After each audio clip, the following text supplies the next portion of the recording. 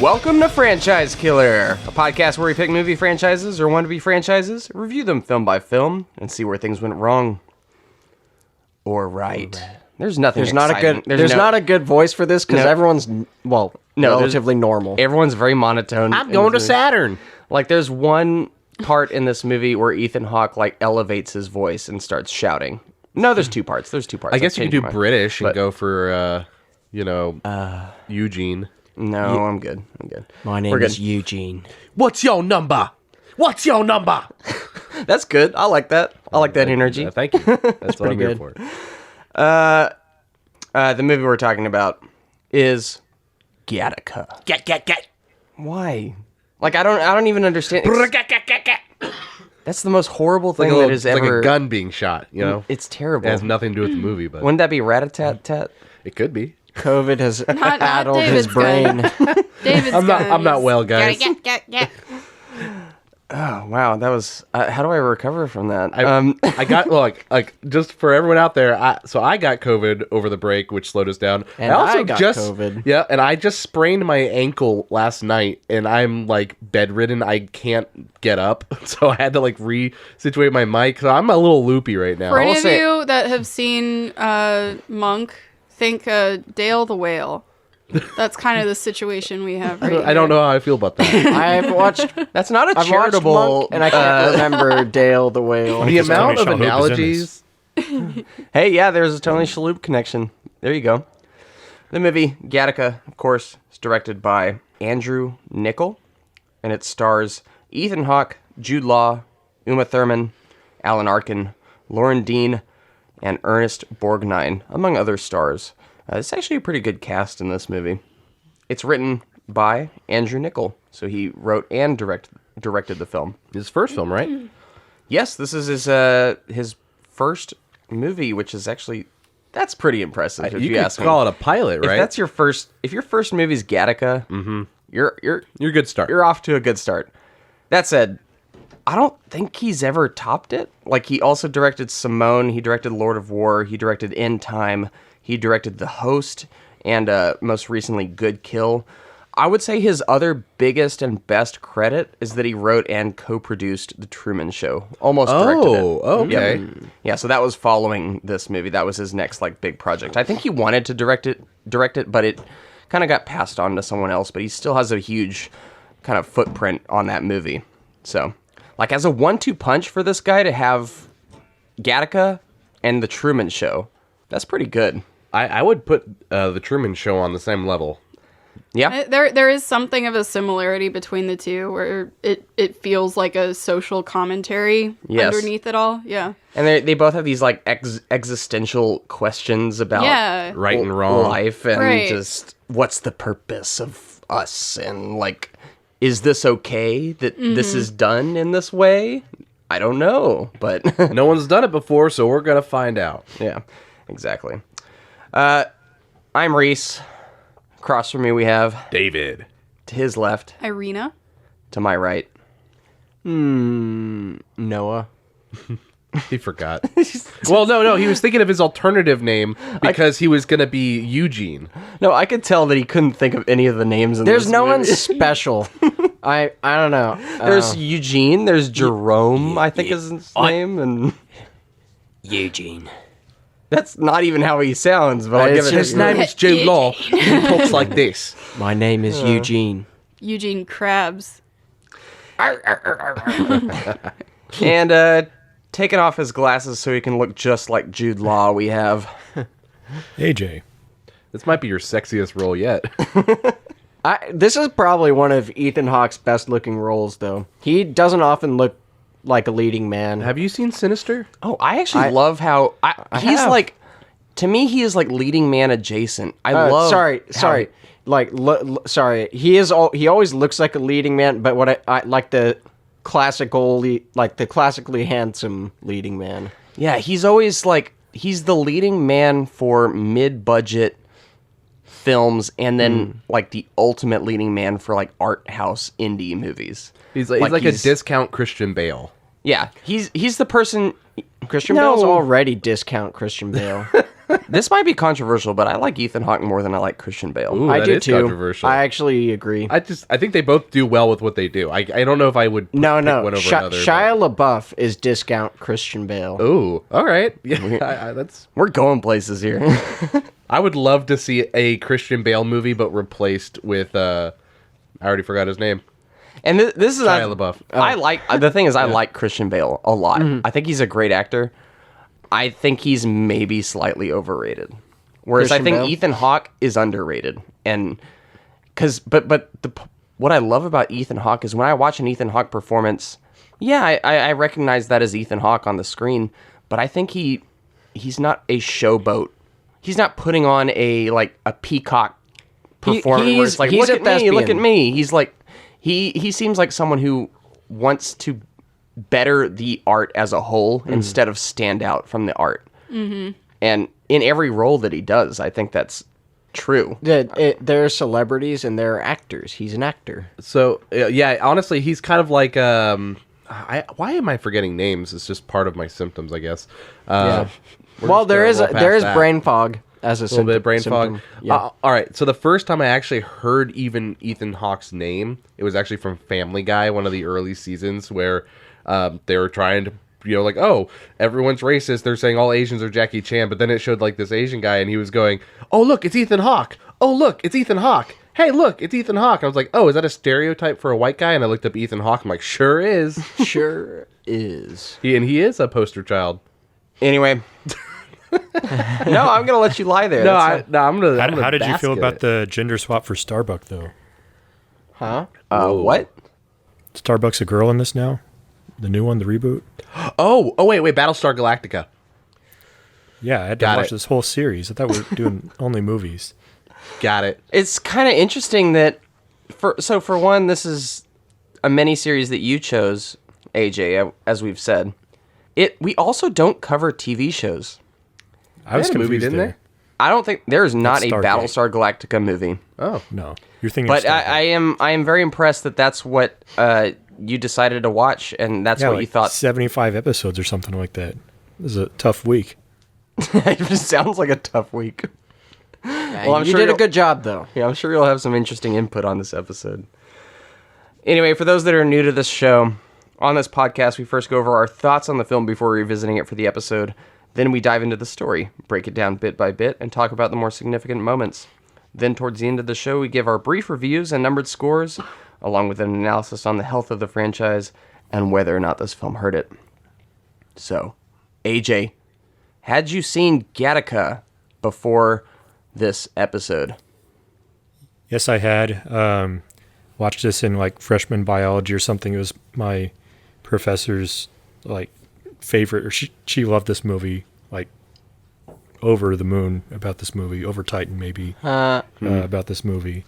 So, yeah, it's kind of got this movie sticks out in my mind and my memory in a really weird niche place, I guess, but it's a distinct movie. I'll say that. So would you put it like, I did have a school memory of this that is similar Me too. to Flowers for Algernon, except I have a much higher opinion and memory of this one than I did that other movie. I actually don't even remember. Yeah, I guess I can kind of see where you're coming from. There is this kind of oddness about it that's a little bit unnerving, unsettling. At least that's how I received it, and that's how I remember it. So I definitely had this kind of, I don't know, negative connotation going into it, or a little bit of a skewed approach going into it that I was trying to overcome, or at least set to neutral. Yeah. How about you, David? yeah, I actually had seen this. So it was actually at your parents'. I didn't realize this was a movie you guys really grew up with, or maybe some of you did. I don't know. I just remember being over there, and it kind of came up in conversation, and I was like, oh, I've never heard of that movie. And they're like, what? You haven't heard of Gattaca? I was like, nope. How many That's times not do you exactly hear that how when you that go happened. over with a movie? And Our what, you families haven't were heard of? in two complete different So- movie circles. I can see that don't for think- Gattaca, though. I feel like it was somewhat I under don't the think radar. we did the what? You haven't seen Gattaca? Maybe our mom did. Well, I mean, but she would never say it like that. This is one of those movies where at least I understood why people had not seen it. Yeah. No, I I think liked it. how you ended up watching it with us was it did come up in conversation, and I remembered the movie, and I knew what kind of films you liked and found out you hadn't seen it. So I said, "Oh, you would love this. Yeah, let's watch it." And so I think we watched it that evening. I swear I had a maybe memory soon after. of your mom going, "What? You haven't seen this?" Yeah, that's her- she does that for She every kind of movie. reacts that way to Yeah. all that's movies, just yeah. her being excited when Yeah, something I know, I'm not- She likes it's to always share good. stuff. So How dare you stomp on the joy of our mother showing a film? I'm pretty sure she's introduced me to quite a few films, honestly, so yeah. Yeah. no animosity. How about you, Noah? I believe I watched it for the first time because of Mom long ago, and then again in high school when they put it on in science class. You guys actually watched this in science class? In science class, I can't remember which science class, but it was one of them. When you're forced to watch a movie at school, it is almost always like tainted from then on as Yeah. like this was a school movie. Yep. Like it, as much as it's nice to watch a movie at school, you still always see it kind of as like, oh, this was like a homework movie. Yep. Unless you're in history class and they put on Gladiator. Yeah. Where that's like, that's different. Arena, how about you? I don't remember the first time I saw this. I think I had seen it a couple times at home. And then one other time, actually in one of my freshman year of college classes, we took a biology course, and we had read this really, really good book where this biologist basically breaks down a lot of biological studies, but in sort of layman's terms, so other people could understand and be engaged in it. So after that, The absent-minded professor? yeah. After that, our professor put on Gattaca because we had just been talking about, eugenics and things like that, and kind of the issues with going through with that. And it was just a really cool subject. So this was a nice way to cap that off. And I had already seen it before, so I was just excited to watch it. Well, there is that fun fact that we all read from IMDb where, and I did back this up by looking at other sources, but apparently NASA views this as the most accurate, vision of the future, like what could happen in the future. Yeah, but what does NASA know? Yeah. Like, what do they actually know about the future? Also a fun fact, what they viewed as the least accurate was Armageddon. Good. This is so funny. They don't want people to panic. I just love the premise of Armageddon, that it would be easier to train oil drillers to be astronauts than astronauts to be oil drillers. But Wow. whatever. I mean, his brother did eat All right. Pluto in this movie, so With that said, before we get to that story, David, do you want to give us that quick call to action? Yeah. I want to start us off by saying, so this movie, Gattaca, 4 letters kind of rearranged in different ways. It's the 4 nitrogen bases of the DNA sequence, and they're adenine, thymine, cytosine, and guanine. So I decided to come up with my own variation of those letters. You have to do it in a rap. All right. That's Go follow beatboxing. our podcast. Yeah, you can rap sorry. from beatboxing. Go ahead. Jerk. Here. Just go ahead. All right. Go follow our podcast. That's G-A. Ask a friend to check out our show. Rapping has nothing to do with the future. nuclear. Rapping is not the future, says I David. love how far you went through that before you're like, okay. Wait, I'm like, I still have so many letters left. You got 2 letters I'm in. all about yes anding into something, but I like halfway All right, through. just finish your call to action. Like, all right. G. Go follow our podcast. Are you still trying? Hey. You don't have to anymore. Ask a friend to check out our show. T. Take your butt over to our Instagram and Twitter pages. C. Chances are you haven't given us a 5-star on Apple, so go do that. Also, just so you know, that's just like the 4 sequences. I was trying to come up with something for this, and like I was trying to write out an anagram for Gattaca, and the first thing I wrote was go and tickle the amazing Charizard again. And I was like, Wow, it had nothing to do with this. Get over It's here. not in your DNA, bud. as soon as you can. You're saying Take other that things. 5 stars. Uh-huh. Take that 5 stars. All right, let him finish. Let him finish. No, that's it. No, he did finish. That's over. Okay, yeah, 5 stars on Apple. That's what helps to sum up basically what David just did. All right. With that said, AJ, you want to take it away with that Wikipedia story? You got it. In the not-too-distant future, our DNA will determine everything about us. A minute drop of blood, saliva, or a single hair determines where you can work, who you should marry, what you're capable of achieving.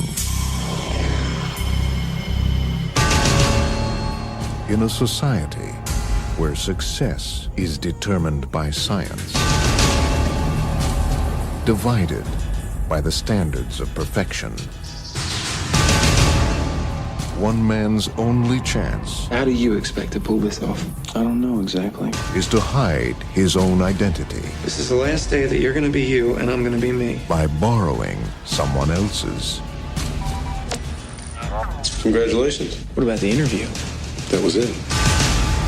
Do you think you'd be doing what you're doing if it wasn't for who you are, what you are? I have a feeling he might be there under false pretenses, playing somebody else's hand. They've got my picture plastered up all over the place. He'll recognize me. They won't recognize me. They'll recognize me. I don't recognize you. They won't believe that one of their elite could have suckered them all this time. They are going to find me. But in a place where any cell from any part of your body can betray you, how do you hide? When we all shed 500 million cells a day.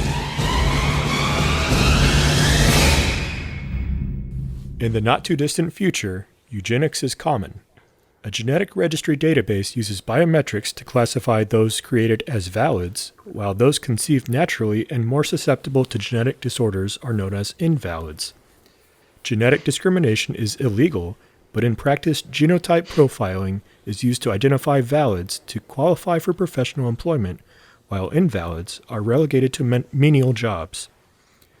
Vincent Freeman was conceived naturally, and his genetic profile indicates a high probability of several disorders in an estimated lifespan of 30.2 years. His parents, regretting their decision, used genetic selection in conceiving their second child, Anton Jr. Growing up, the two brothers often play a game of chicken by swimming out to sea as far as possible, with the first one returning to shore considered the loser, and Vincent always loses. Vincent dreams of a career in space travel, but is always reminded of his genetic inferiority. One day, Vincent challenges Anton to a game of chicken and beats him. Anton starts to drown and is saved by Vincent.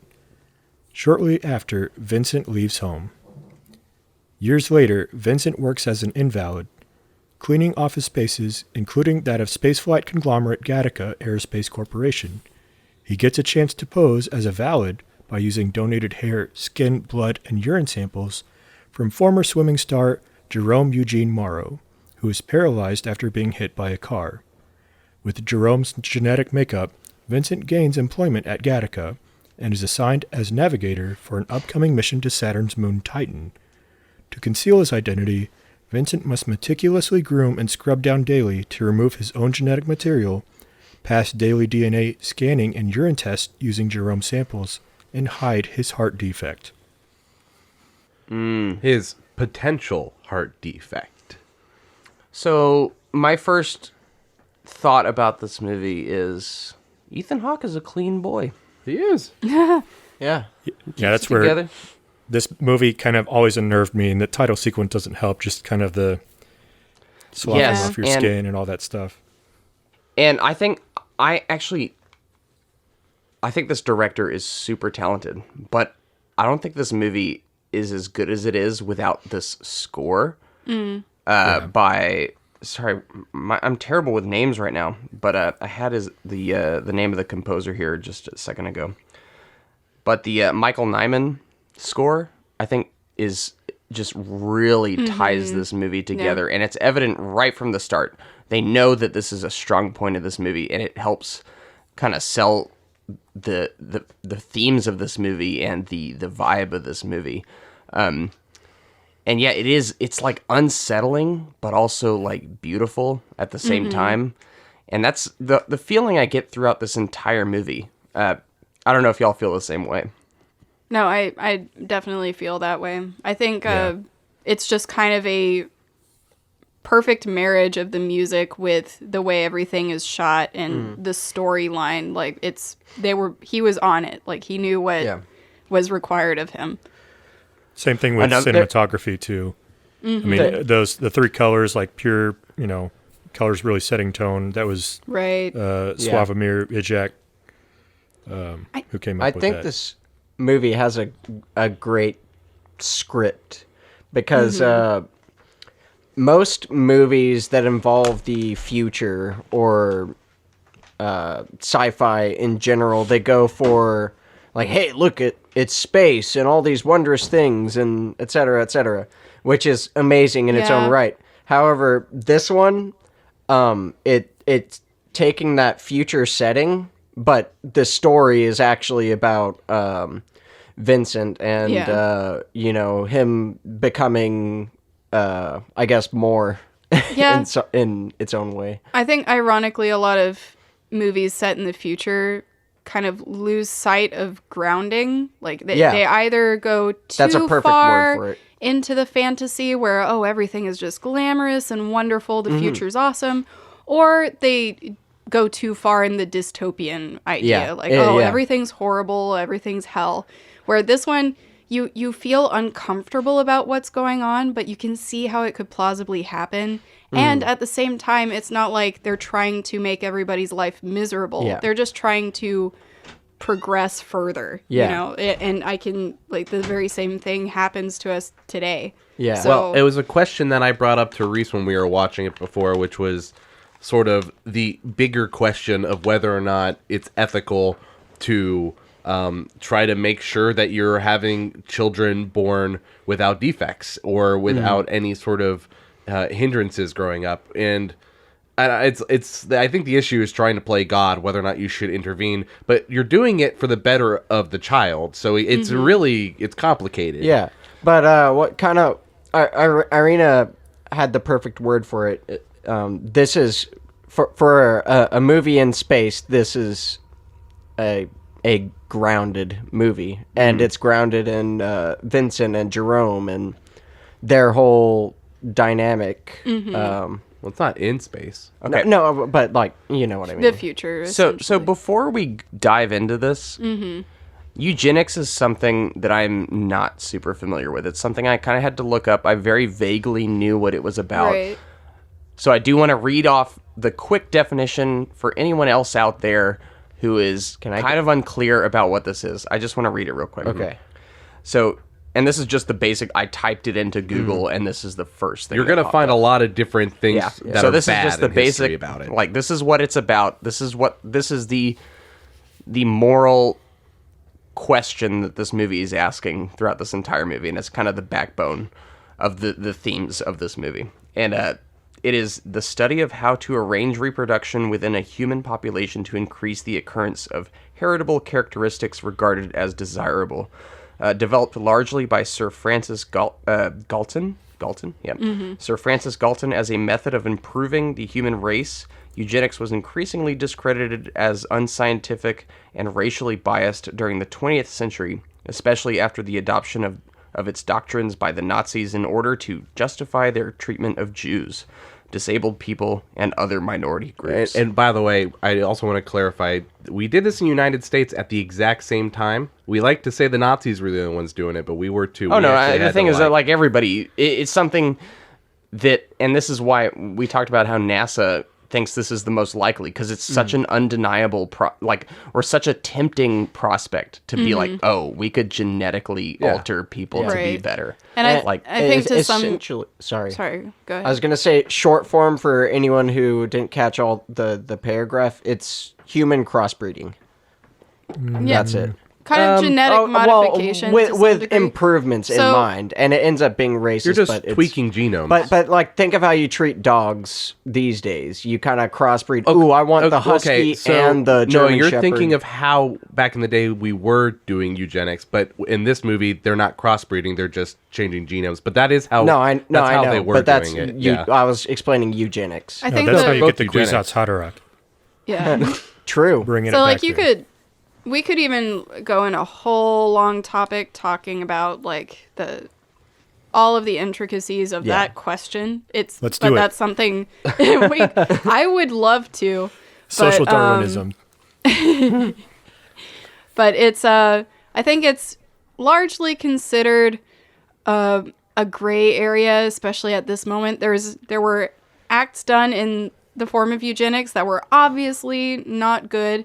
But today, now that people are able to know kind of what the genetics of their child is going to be, we're a little closer to that than we were before. Yeah. Because now there's the possibility of knowing what's potentially wrong and people trying to find a way to fix it, like certain illnesses or genetic deficiencies they might have. So like back in the day, whenever they were trying to sort of crossbreed humans to do it, they're like, I don't want to have a big nose. So you get two people with two small noses and you're like, that's how you did it. But now they're like, hey, your son is probably going to have cancer if you have it this way. We can take that out. Yeah. That's the same thing. I love how Captain America, the first Avenger.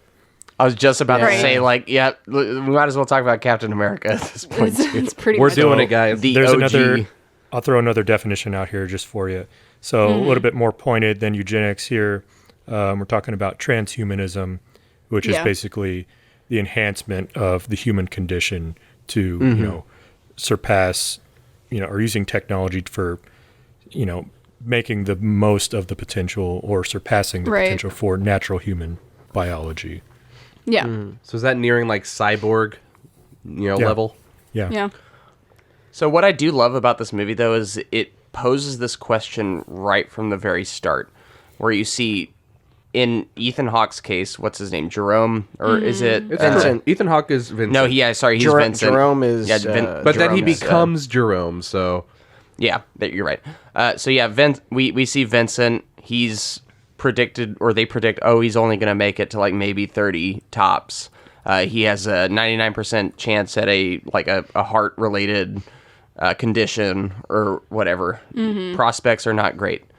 And then it shows their next kid who they were like, well, we didn't like that prognosis for that first kid. Let's genetically alter the other one, see how that works.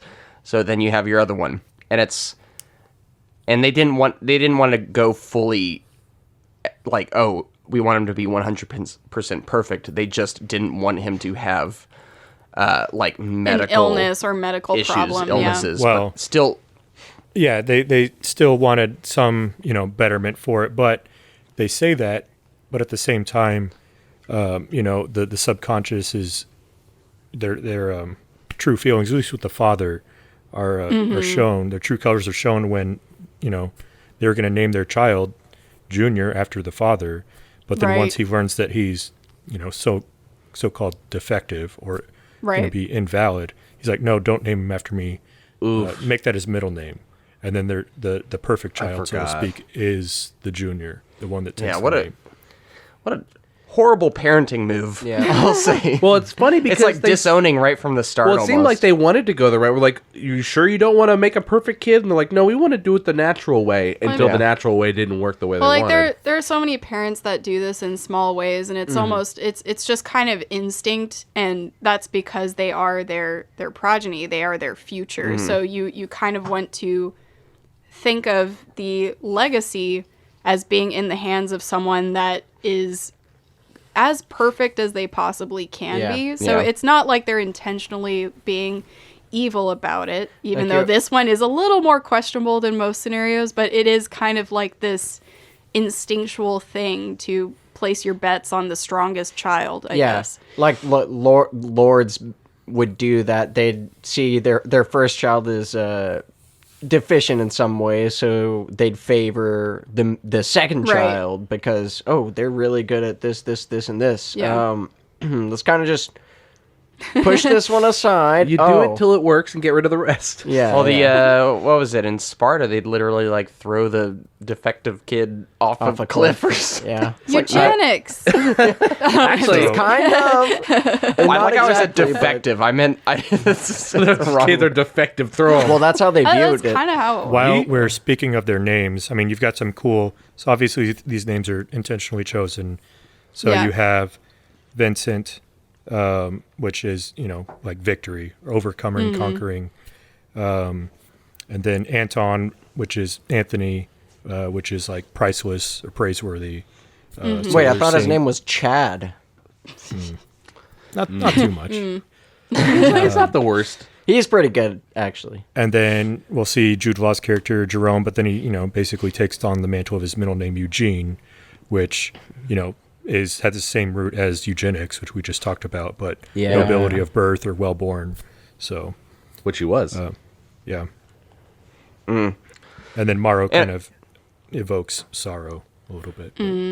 Did you say what's her name? I just figured since you're Irene. going. Yeah, Irene. No one knows what that name means, right? Nope, not at all. Well, I was gonna say based on what her So, name meaning was for this. Her movie. name, so Irene and the variants of Irene and Irina and whatever all Like go your back name. to That's peace. your It's name. it goes back to Greek and it's a word for peace. Well, so there's another part though. Her last name was actually derived from, and I just figured you may have had this set Cassini. up for later. There you go. Yeah, so you do know it. Yeah. So Wait, Well, let yeah, me get there. Eugene in Greek is well-born. That's what AJ said. Oh, I didn't. I thought you said like eugenics. He did. He said both. Oh, No, okay. but it is one of those things where looking up one name and finding the meaning, you're all like, oh yeah, it could be what they intended. It could not be. But once you look up all their names, you definitely know that was all see. very intentional. Well, and so Uma Thurman's, though, the Cassini part, apparently there was a 16th century astronomer whose name was Cassini, I think, who was the first person to discover Saturn, like some of the moons on Saturn, which is where they're going in That's this neat. movie. So there you go. yeah. So anyway, at this point in the story, we're kind of flip-flopping between present and past.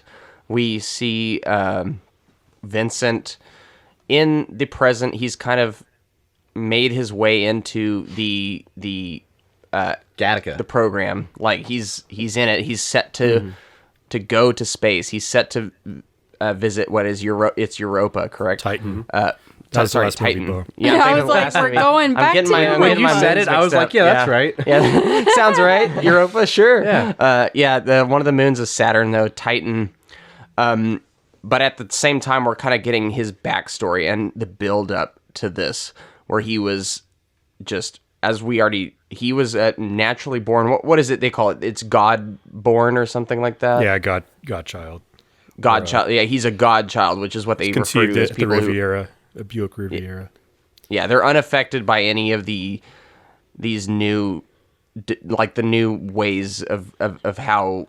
I can't talk ever. I don't know why, but I don't know that it was a law. It was just the paradigm.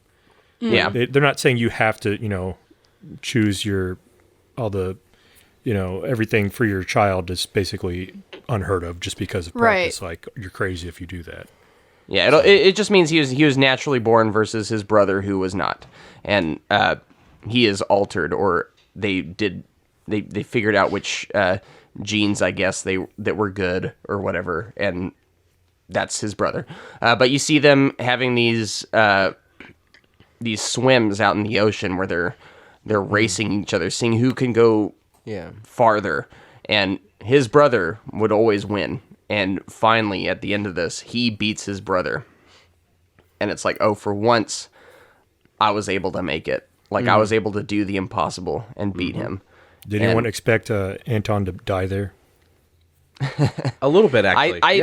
In my memory of and I didn't say that if I had watched this movie or not. I had watched this movie before, but in my memory, his brother died in this movie. Like what I remembered from this movie, I thought There's he a had close died. call. Maybe because he has mostly disappeared for the film, and I think the movie does leave you with sort of this.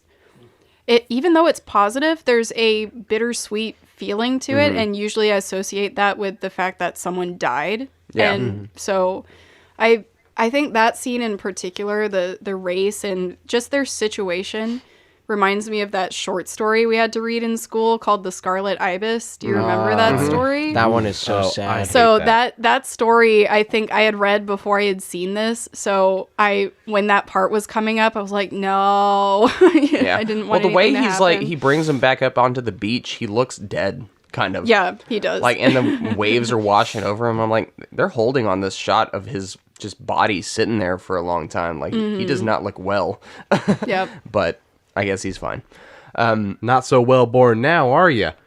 Yep. So we kind of follow Vincent along as he tries to make his way into NASA. Like, he starts off as like a janitor. Gattaca. It looks like, yeah. Gattaca, He's- not or, NASA. sorry. I don't know why I said NASA, but yeah, Gattaca. But he starts off as kind of like a janitor. The older guy's like, "Oh, you're not gonna get in there," and he's like, "Yeah, I am." Yeah. I'm paraphrasing. That's not actually what he says, but and then he does eventually make it in to Gattaca, and at this, it's about 1 or 2 weeks off from launch to Titan. I think it's important to note here. So we have that segue from the past where he has that. He finally wins that swimming race with his brother, and then that's what triggers him to go out on his own, and he basically leaves his whole life behind because his parents, basically came to the, they just went with the flow and saying, yeah, you're not going to come up with anything yourself. Get your head out of the clouds. You have to be realistic, even though he has all this, dreams of and stuff like that. And so he basically just cut off his whole family and went on his own. Which is incredibly hard to do. I mean, even if you don't have ambition or aspiration, just cutting out everything your whole family, even if, everything is kind of seemingly holding you down. Right. Even more Well, he's so. he's John Locke from Lost. Where Don't it's tell like- me what I can and can't do. They literally have the same line reads where it's like people are putting them down saying this is exactly what you're going to amount to because of your capabilities. And he's like, no, that is not what I will do. I will break new ground. I will prove everyone wrong. I can be more than what these numbers and calculations are saying that I will be. It makes me think of all these things you see online where it's like, the doctor said he would never walk again, but here he is running a marathon. And you're just like, yeah, that's called the human perseverance right there. Yep. Beat the odds. We do it. Even his dad says the only way you'll see the inside of a shuttle or something like that is if you're the janitor cleaning it. So he uses that janitor as the Trojan horse to get into the program. He gets as close as possible and finally pushes, keeps pushing the barrier before he can actually accomplish what he wants. Everyone is always telling him no. Everyone's telling him to keep his head down. And he basically takes this huge chance on this black market. I think they call them something about ladders. I forgot the phrase. Tony Shalhoub, let's just call him that. No, well, basically, this is kind of this practice of finding a sponsor that is a superior specimen, so to speak, and then the invalid using that. This is a concept that has been done before. It's just kind of out there, really. So he takes that gamble and goes so far as to, you have to learn to become this person down to their DNA, really. So all the method and everything, being very careful. I mean, like sloughing off your skin every morning and all that. It's extreme. What he goes through is extreme. I mean, just talk about the sequence. This is one that stuck out in my mind. Why this movie gives me the heebie-jeebies before, where was the changing his height.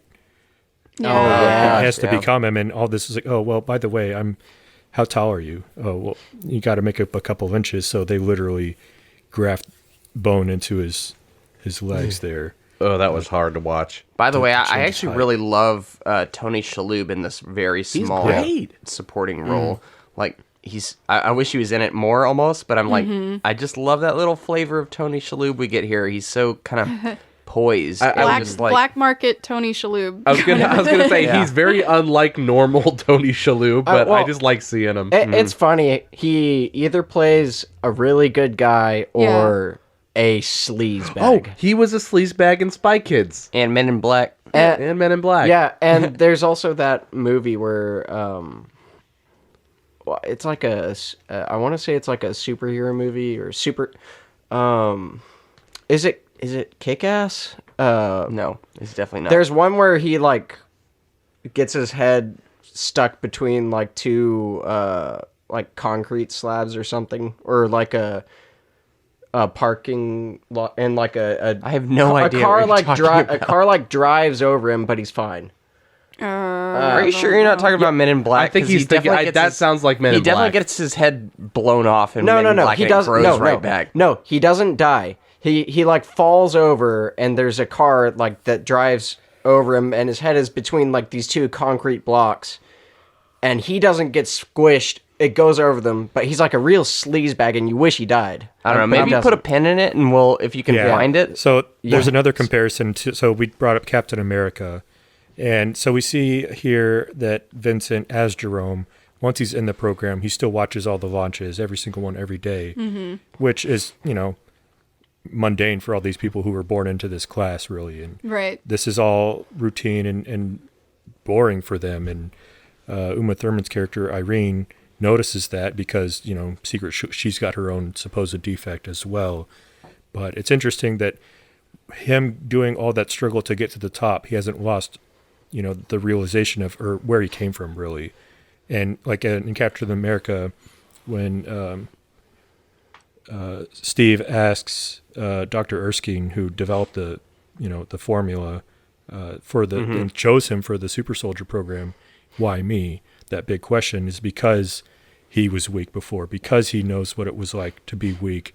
And so there's that dynamic, that growth, so that when he is strong, when he is better, he still remembers, the humanity aspect of it, instead of everybody else who already kind of had that given to them on a silver platter.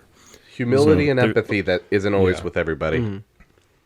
Well, I always think of, weirdly, it always reminds me of how, like, some people will see the physique of another person and say, like, man, I wish I could just be that strong. And I would think about, if you woke up just with that strength and those muscles and that physique, it wouldn't feel as satisfying as having built them yourself. So there's an aspect of being given natural talents or natural gifts that you don't appreciate as much because you didn't actually know how hard it was to get to that level. Yeah. So I think it's limiting to someone like his brother Anton, where you are being told you have this certain capacity, but you don't learn how to push past it because you already have that naturally. But this main character, he has nerve and he has perseverance, so that allows him to just push past what people tell his barriers are. So it's I love that as a topic of conversation. Which is why I love Rocky IV. I mean, that in the end, this is just it's Rocky all going IV, back guys. to Rocky IV. Yep, It's Rocky fighting Ivan Drago in Russia because he's bred to win and he loses. So we're introduced to Jerome, played by Jude Law. Yeah, and I did want to talk Impressions about. here? Yeah, I actually wanted to just talk about the cast as a whole here. Now that we kind of have the big three introduced, so we do have Ethan Hawke as Vincent, we have Jude Law as Jerome, and we have Uma Thurman as Irene. What do you think about this cast? Like, for me, and I know I just asked the question, but for me, at least in the case of Jude Law and Ethan Hawke, and to a lesser degree, Uma Thurman, but still, like, knowing where their careers have gone, it kind of like reinforces these performances, like knowing who these actors have become. Well, like 2010, the movie we just covered. Yeah. Think about the actors in that movie and sort of like where they went. Yeah, you because know? I feel like if I had watched this movie at the time that it came out, I'd be like, all right, we got a couple pretty boys who, like, I don't know what their filmography is, but, you know, they just look like very clean. I don't know. It's like, so just- weird to think of Jude Law before he was big. It's so weird. I just think this movie is benefited by, like, knowing how all of these actors' careers turned out in a weird way. I don't know. Well, It's and they're pre-Widow's Peak Jude Law.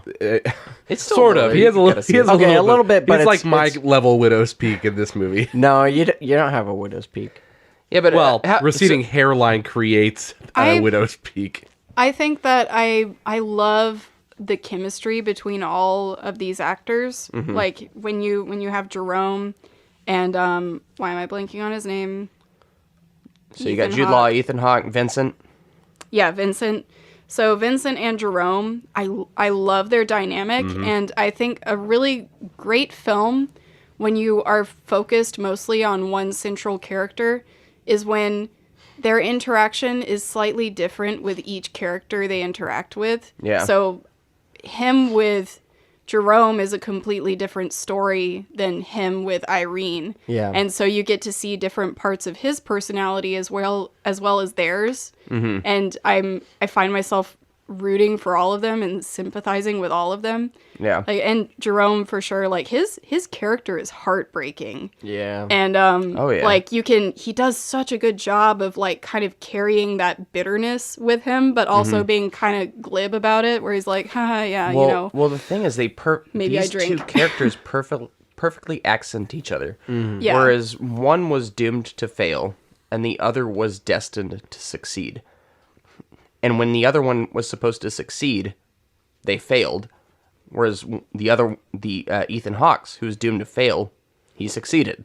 Like that's like it's showing. Who said that he failed? You I mean, know, like It's kind of No, like 'cause you think about- from the ashes of the phoenix rises another. Yeah, but I mean, you think about Jude Law. He came despite all the gifts he was provided, and he told Yeah. this to Vincent. He still came in second place, and that haunted him. The fact that he couldn't be, despite everything that was given to him, Yeah.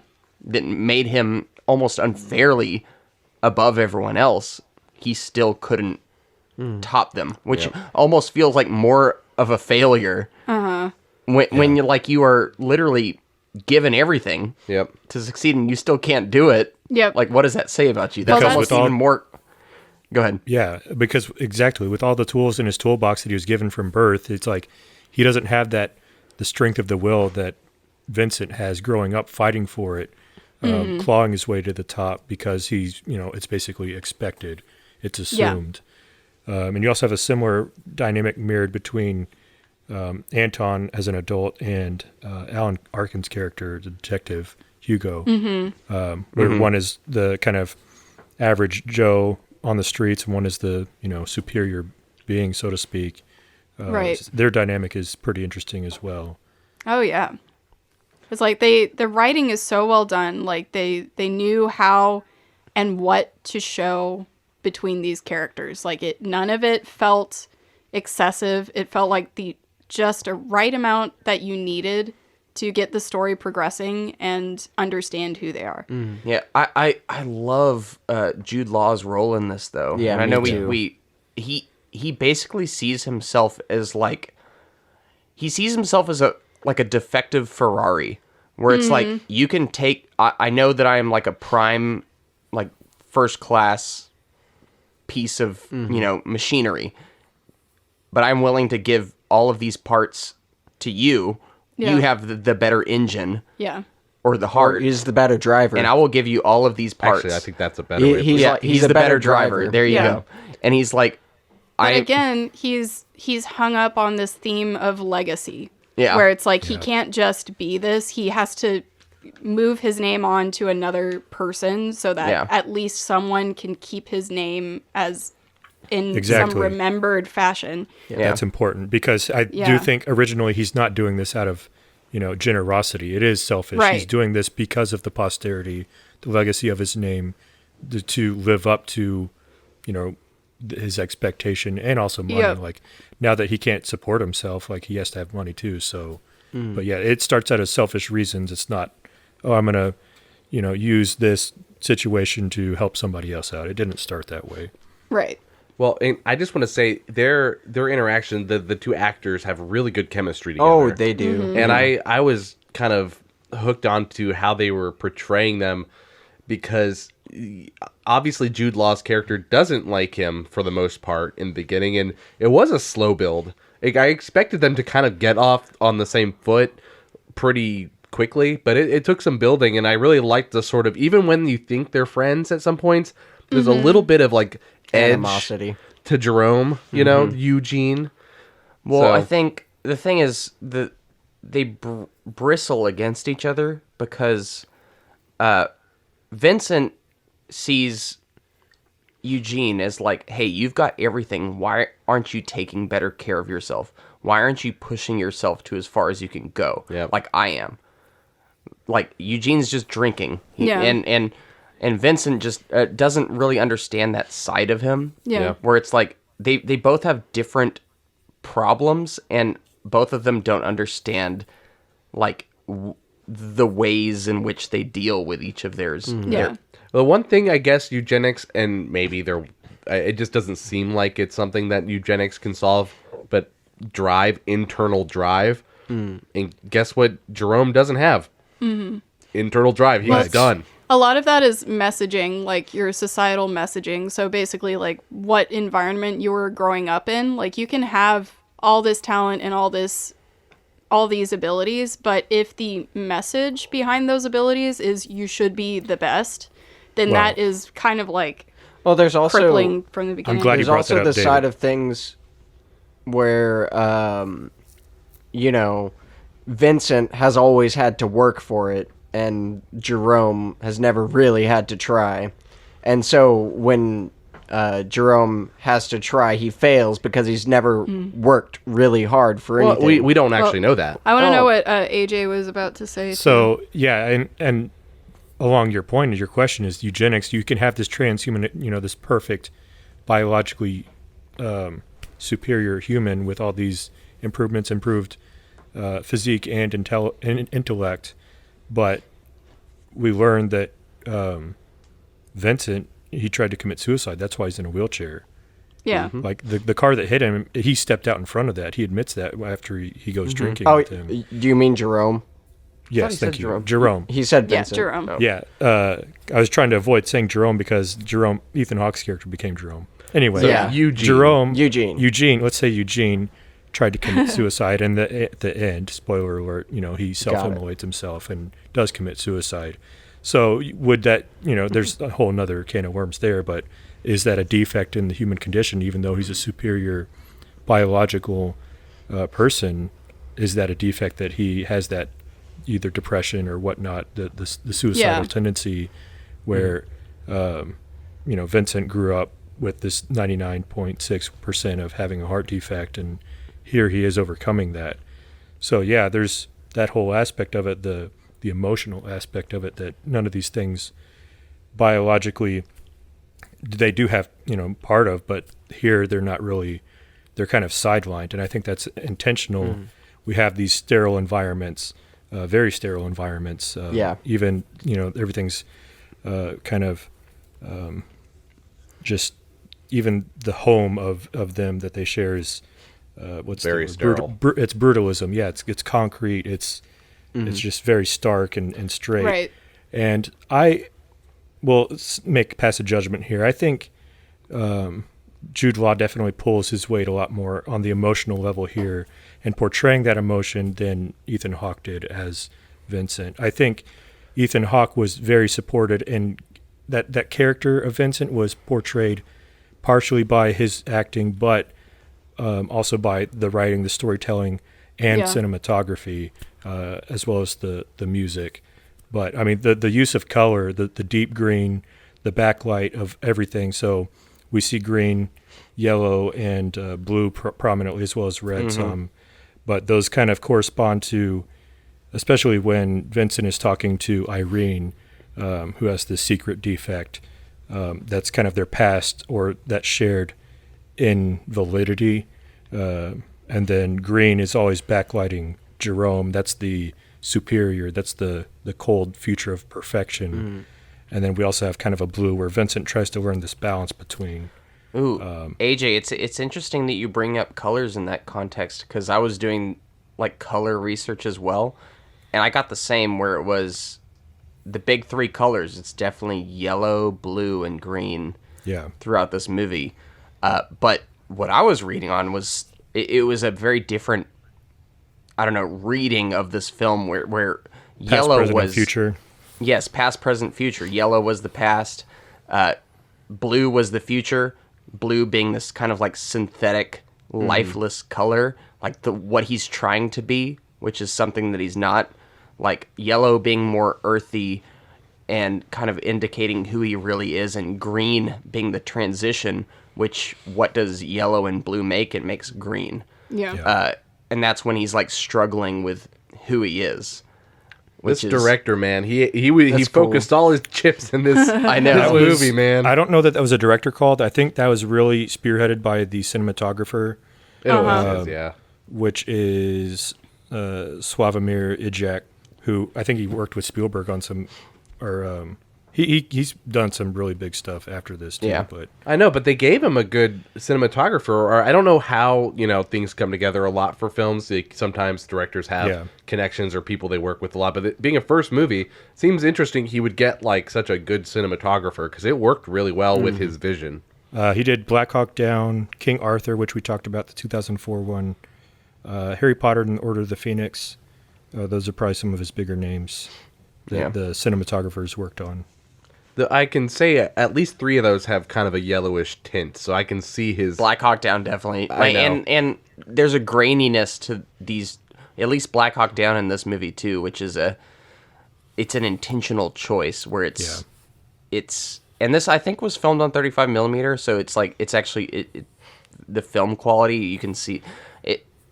It's a look. I'll just say that, and I think it brings it's very out effective. the luminescence of it because all those characters are all reflected, usually on reflected surfaces, except for like the headlights on the cars, which also kind of have this retro green feel as well. Yeah. So the light creating objects, and then the ones that are reflective, and the ones that are the black bodies, all kind of have a role, as well as the framing of the shots is really well done, I think. So I think that's one of the most successful things about the movie is the look and feel of this movie, the tone. More than the acting, in my opinion. So I do like the performances, though. I know that it's easy to write off Ethan Hawke in this role, but I think a lot of his choices here are very intentional. Like I like how he is almost robotic at times. Like it's very like forced, and he's trying to not be who he is, which I think is like. You can see that battle with this character constantly, where he is just really trying to suppress any sort of emotion to indicate what he views as like the weaker version of himself. And then he does have these moments where he just bursts. And there are those moments where it's when no one else can see other than Eugene. And he just goes off, and like all the emotion is poured out, like it's been pent up, and he's just like, I have to express myself now. And I think it's easy to discount his performance, but I think there's a lot going on, like under the hood with his character that I really do appreciate. And that's fair. Yeah, I don't think it's bad. I just think, I guess I would have liked to see more of those emotional outbursts when he has those moments of intimacy or secrecy or.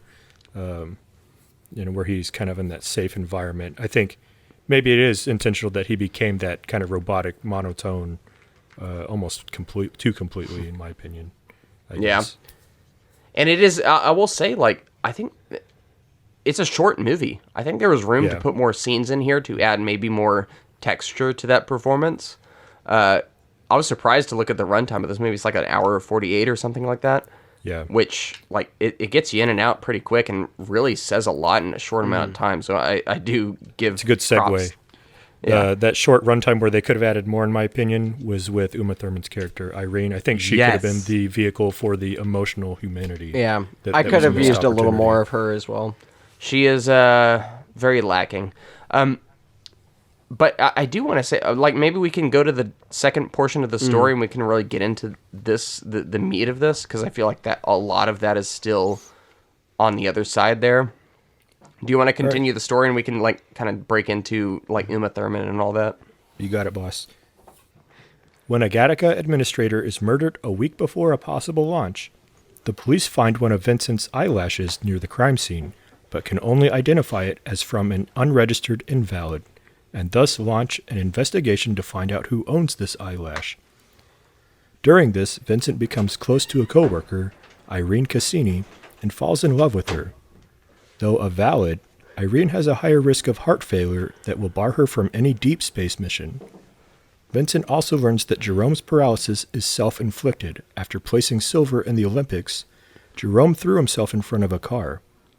Jerome maintains that he is designed to be the best, yet somehow wasn't, and is suffering because of this. Vincent repeatedly evades the grasp of the investigation. Finally, it is revealed that Gattaca's mission director, Joseph, killed the administrator because he threatened to cancel the mission. Vincent learns that the detective who closed the case was his brother Anton, who consequently was discovered Vincent's presence. The brothers meet and Anton warns Vincent about his illegal actions, but Vincent asserts that he has gotten to this position on his own merits. Anton challenges Vincent to a final game of chicken. As the two swim out at night, Vincent's stamina surprises Anton, so Vincent reveals that he won by not saving energy for the swim back. Anton turns back and begins to drown, but Vincent rescues him and swims them both back to shore. On the day of the launch, Jerome reveals that he has stored enough DNA samples for Vincent to last 2 lifetimes upon his return, and gives him an envelope to open once in flight. After saying goodbye to Irene, Vincent prepares to board, but discovers there's a final genetic test, and he currently lacks any of Jerome's samples. He is surprised when Dr. Lamar, who oversees background checks, reveals that he knows Vincent has been posing as a valid. Lamar admits that his son looks up to Vincent and wonders whether his son, genetically selected, but not all that they promised, could exceed his potential just as Vincent has. The doctor changes the test results, allowing Vincent to pass. As the rocket launches, Jerome dons his swimming medal and immolates himself in his home's incinerator. Vincent opens a note from Jerome to find only a lock of Jerome's hair. As the film ends, Vincent muses that, for someone who was never meant for this world, I must confess I'm suddenly having a hard time leaving it. Of course, they say every atom in our bodies was once a part of a star. Maybe I'm not leaving, maybe I'm going home. That last scene, got me. Yeah. Because maybe I'm reading into it, but it was just kind of a, here, you have my life now.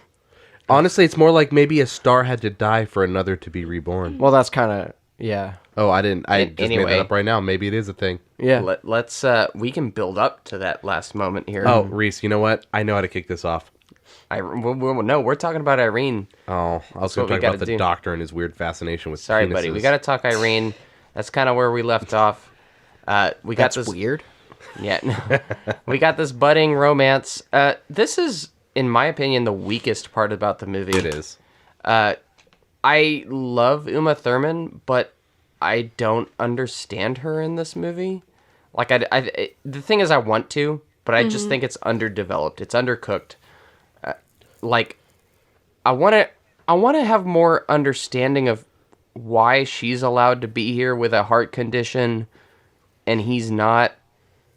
Is it because he gets to go to space and she's just like an office worker or something? No, I think it's because she was actually genetically modified and she probably has a lot of really high marks in some areas, and that's just her one weak spot. And it's not even as weak as his. It's just mediocre. When you're thinking about outside of just the genetics part, like even in our real world, maybe she came from a good family, like a well-known family who has a lot of money and she's a maybe Bezos. connections.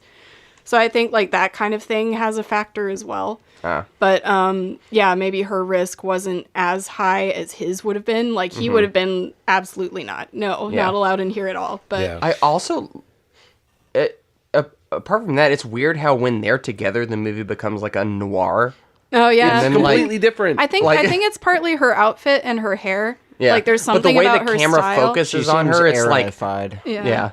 it's just like this is a detective noir.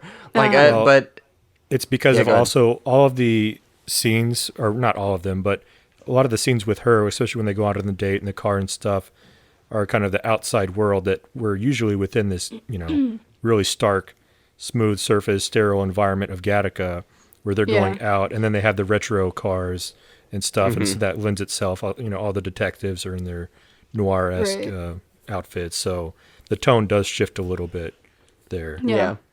And I was hoping- Vincent himself puts on this air of this swagger, this bravado. Yeah. Especially Yeah. with the hair, dropping the hair, and like trying to Yeah. impress her. I think that's part of it as well. So there's something that, and this is one of the connections I drew to Blade Runner, where it's like Blade Runner is a cyberpunk noir, but this movie couldn't quite reach the heights that Blade Runner did when it came to like the romance. Where when you're with the girl, you want this to feel like an escape from the world. And they have this scene together where they go on a date, and then she shows him like whatever the what are these things? The reflections the off of reflector the thing. Like, this is a moment that you need to really sell as something beautiful and otherworldly, like you're being transported. Yeah. And it doesn't quite get there. Like, it's just like, oh, we're walking amongst these things, and she's like, oh, your eyes are different. Yeah, I threw my contacts out. But it's just just build like the anticipation of him crossing the road. That was almost more I think- intense. that to was me intense, than but actually getting to the other I feel part like of that. part of it is that I really like her character, like even though she isn't really fleshed out as much. And I have a theory about that where I think like a lot of movies like this, especially male directors or writers, are a little hesitant to write too much about a female. Like I respect them for having a female that isn't just a lamppost, like they give her something. But I think they are still hesitant to write too much, and that's when I would like invite a female perspective to write her character. Right. But, I Afraid think to make her too weak, you mean? Yeah, I'm suspecting that was part of the problem, and so it's like we just need her involved enough to create this romance and have her as an individual character. Yeah. Also, her motives are really like confusing, like because she had his DNA tested or whatever. She like had some of his a part, like I don't know what she had, like a hair or something like that, and she tested him, and like, oh, you're perfect or something, like I don't know, like why did you do that? Like I wanted some like explanation as to like what. Yeah. This is me reading between the lines, and you have to do that for this movie, and that's where I actually watched this movie like 4 times, and you have to watch the movie to appreciate it, in my opinion. Like I watched it like twice. the movie, So I watched it twice. I think first watch of this movie, you basically miss a lot of the depth that this movie can hint at, but you're like forced to basically read between the lines. And what she is, Irene, is really the weak spot where there could have been so much more weight in her character. Like Irina said, is, I think maybe they were afraid to give her too much weakness, and that she was going to be the vehicle. Their relationship, they're, basically 2 people with facades pretending to be perfect and stuff. And I want to say that she felt threatened by him. I think she probably had some attraction to him, obviously, but also was jealous. And, I guess out of insecurity of her own self, you kind of lash out at what's around you, what's people next who to are you. perfect. Yeah, he's seemingly perfect, so she wants to find something wrong with him. So she has his DNA sequenced. And I think that's where, he comes onto her and they kind of talk a little bit. And those 2 people that kind of have that camaraderie are both the fake versions of themselves. And where they should have dropped the mask, dropped the shield, dropped the facade, is that running across the scene, across the street where he can't see and he still follows her. And then the whole walk with the solar reflectors and stuff. Right. That's where like it looked awesome, but I didn't feel like the shield dropped. Like, yeah, they, got in bed together and stuff, but I never really felt like they both opened up and exposed their vulnerabilities to each other. And that's where the human heart, the emotion of this movie could have been presented, and it wasn't. Yeah. I think that's, in a way, I kind of argue that was sort of the intention, is that he, even at the end, is like his main purpose, his main goal is basically being part of that launch. Like so I think in those scenes, he is pulled by her. Like he kind of desires this, but he's been basically sacrificing years of his life to get this one goal, and that is a huge risk to let that guard down. So it's like his character is trying to have both in that moment, but then ultimately he chooses the launch. And I think you're right that it is more like infatuation with each other. There isn't like a huge deep connection there made. There isn't like a big reveal of each other. So but that makes sense in my mind with the way these characters are set up. And I'm just going to go out and say, like, from a female perspective, I feel so bad for her character because I know from personal experience growing up, like, even guys that were not as physically strapping as other men would still outrun me and stuff, would still beat me in physical endeavors. And I just like that sense of, even though I'm still tip top in my like category, like they're still just going to beat me in this. Like I can't be on top. So like I felt her frustration. And then like the further frustration in finding out that he is deficient and he's still like cream of the crop and just that like I would want to pull my hair out kind of a thing. I would argue almost that it could have been a different movie where if there was that genuine romance love between them instead of that infatuation of the curiosity, I guess, almost, then he probably would have had a second thought and sacrificed what he's been working towards to pursue love and not go on the launch or something. Well, I also think ended in a different movie, but yeah. Well, I think if they showed Irene's opinion on that, like what you're saying there is it's resonating more with me than anything she said in that movie.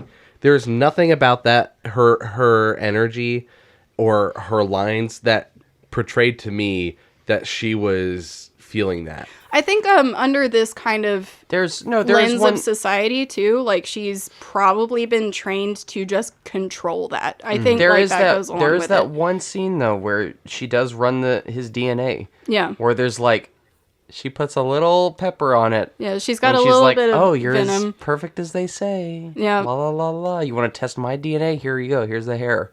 Whatever. No, I think like she's an interesting character to delve into further. But and there's so much you could unpack there. But for me, her performance makes sense in this environment because she has a deficiency. She has to act as perfect as possible. It's not her performance. Yeah. I think anyway. I think her performance is great. Yeah, exactly. Yeah. I was just more, and maybe this did clear it up. I was just a little more confused by her motives. Because at one point she'd do one thing, and then at another point she'd be like, just completely different. But I don't know. Yeah. Whatever. So she's a blend between Jerome and Vincent, or Eugene and Vincent, because she is categorized as a valid, but she has this imperfection, and she kind of has that potential that Eugene, had and didn't quite live up to it, and she's not living up to that. But she also has this supposed defect that's kind of weighing her down, and really like is a presence on her mind where I guess Eugene didn't really ever consider himself defective. He just couldn't understand, comprehend why he wasn't, getting that gold versus the silver. And she has this thing that she knows is holding her back, even though society has classified her as valid. So she's kind of a blend between the backgrounds of Eugene and Vincent, but her story just wasn't, her character wasn't fleshed out. Yeah, in a kind of classism sort of way. She's almost that middle class rung or upper middle class rung where you're equitable enough to have certain benefits, but not quite enough to really reach where you want to go. Yeah. So knowing your perspective. Sorry, your perspective on that. It actually to me highlights how I guess ineffective her character is to me. Because seeing that or hearing that makes me think they could have done a lot with her character that they didn't quite do in this, and her acting is good, and what they did show of her I think was good. It's just that they have a whole subplot they could have gone into, and it would have probably changed the movie up, and it would have been hard to adjust everything else and have everything else work with it. But thinking about it, she could have. They kind of decided to put her in the back seat. Yeah. Like they do in a lot of movies, and they just decided, well, let's make her the romanceable character, rather than make her part of the trio. Because I think ultimately it's Jerome's and Eugene's story, technically. Mm-hmm. Yeah. So well, she does have a powerful scene, I would say, is when she goes to when Anton suspects and goes to Eugene's home, and then Eugene drags himself up the stairs. And then she pretends that that's, who she expects it is. Yeah. I mean, and I should. That's an example where her performance is great, I think. That is my favorite scene with her. I do kind of want to build up to that moment. In the story here, we've kind of like glossed over it, but there was someone is murdered at Gattaca. The director is killed. And this kind of throws a wrench in Vincent's plan, because he is all set to go on the rocket, go to Titan. He's super excited about it. And then, so it's kind of like a double-edged sword, because this one director, it's alluded to that, he's like the one person who was kind of had an idea. Jeopardizing it. Yeah, that this guy might not be who he is. So he is at one point happy that this guy is kind of wiped off the board, but also now, all the detectives and all the police are swarming all over the place. And it all kind of culminates in the scene that we're talking about where, Irina, you just said, where it is, he's called in sick or whatever. And I think AJ was talking about that, but... Well, both of y'all were. Yeah. But then, what's his name? Detective. I don't know what his name is. Anton, sure. Also, by the way, Alan Arkin is in this movie. We haven't even talked about it. I think this is a very, by the numbers, or not a particularly impressive performance by Alan Arkin. It's not. Really? He's just doing exactly. It's good, but he just does what he does. I'm gonna say it's the performance is only as good as what they're kind of given, but what he does and with Anton's character, I like what they do together. I like the bouncing off of each other, but you're right. The performance itself is good, but it's just the character doesn't provide much other than no, we need to do this. Again. More tests. It's gotta be an invalid. And by the way, this is a big part of this movie is Ethan Hawke just trying to find ways around all of these tests. I do wonder how he's gonna do it half the time. It's kind of a heist. And I felt bad about what's his name? The guy who commented on his member. I'll just say that. The doctor. Yeah, but when he's drawing his blood in that one scene. Dr. Lamar.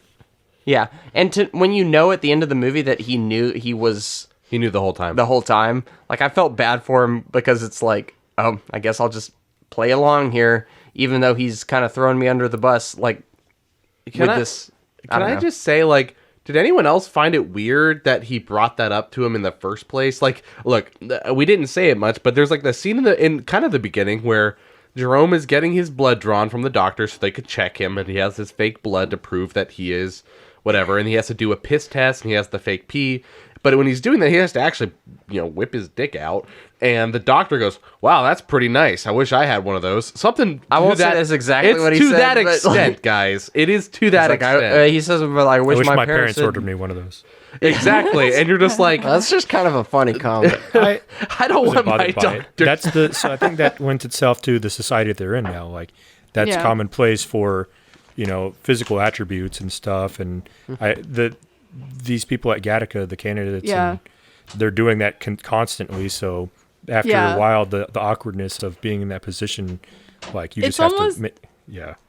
It's almost like a weird breaking of the ice kind of a thing where like everyone is acting so like stony faced all the time, and maybe if he did suspect this person to be like not who he says he is, just sort of a like kind of like a little jab, just to see how they'll react. Like I feel like people do kind of jab others in that way where they just sort of throw out a comment just to see if they'll react. It does bring up an interesting side of eugenics. Reaching out to them on a human level instead of the routine. And that's how later on he says one of the things that tipped him off is like, if you're a lefty or whatever, like that kind of thing. So you don't pick up your penis with the opposite hand. We don't have to spell it out, but look, man, I'm gonna spell it out. It's not inappropriate when it's what happens in the movie. Anyway. And also, I'm just going to say, I think the other thing that made it slightly more awkward to me in a funny way is the fact he goes, "I've seen a lot of these doing this job, but yours always stood out to me." And that he said something very similar to that. So, and I was like, what? People that are genetically modified in general have small peeps, is what he's saying. That's what I'm getting avoid out of GMO products, guys. No more steroids. Shop organic. Anyway... the scene at the end where he tells him his son looks up to him, that kind of thing, that was honestly more impactful on an emotional level than anything that Irene's character provided. Totally.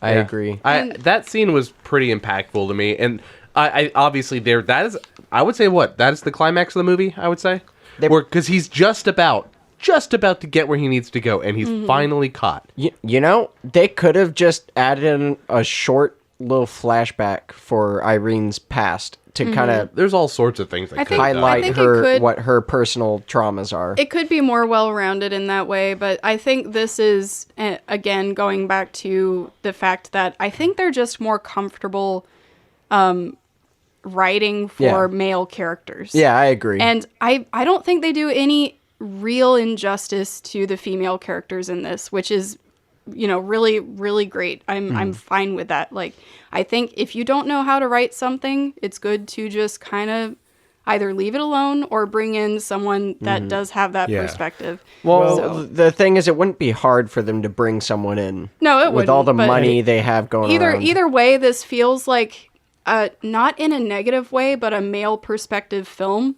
I just and I actually enjoy it. Like I think male perspective doesn't have to be a negative thing when you're watching a movie. It's just that I think that's just more the mindset that it's approaching here, and the way women can enjoy it too. Yeah. The way I see it though is, and this kind of tends into the review portion a little bit, but I think it's a symptom of the overall, flaw or what's lacking in this movie is they bring up these kind of heady ideas of eugenics, transhumanism and stuff, but they never really delve too deeply into it. Like this is all like kind of a glossed over picture of not too distant future where this is a thing, but they don't bring the heart to it, the emotion of it. They just kind of say, here it is, in my opinion. They didn't really hit hard on it. And I think that digging into anybody's character was pretty shallow all around, and I think Uma Thurman kind of got the short end of the stick on that personally.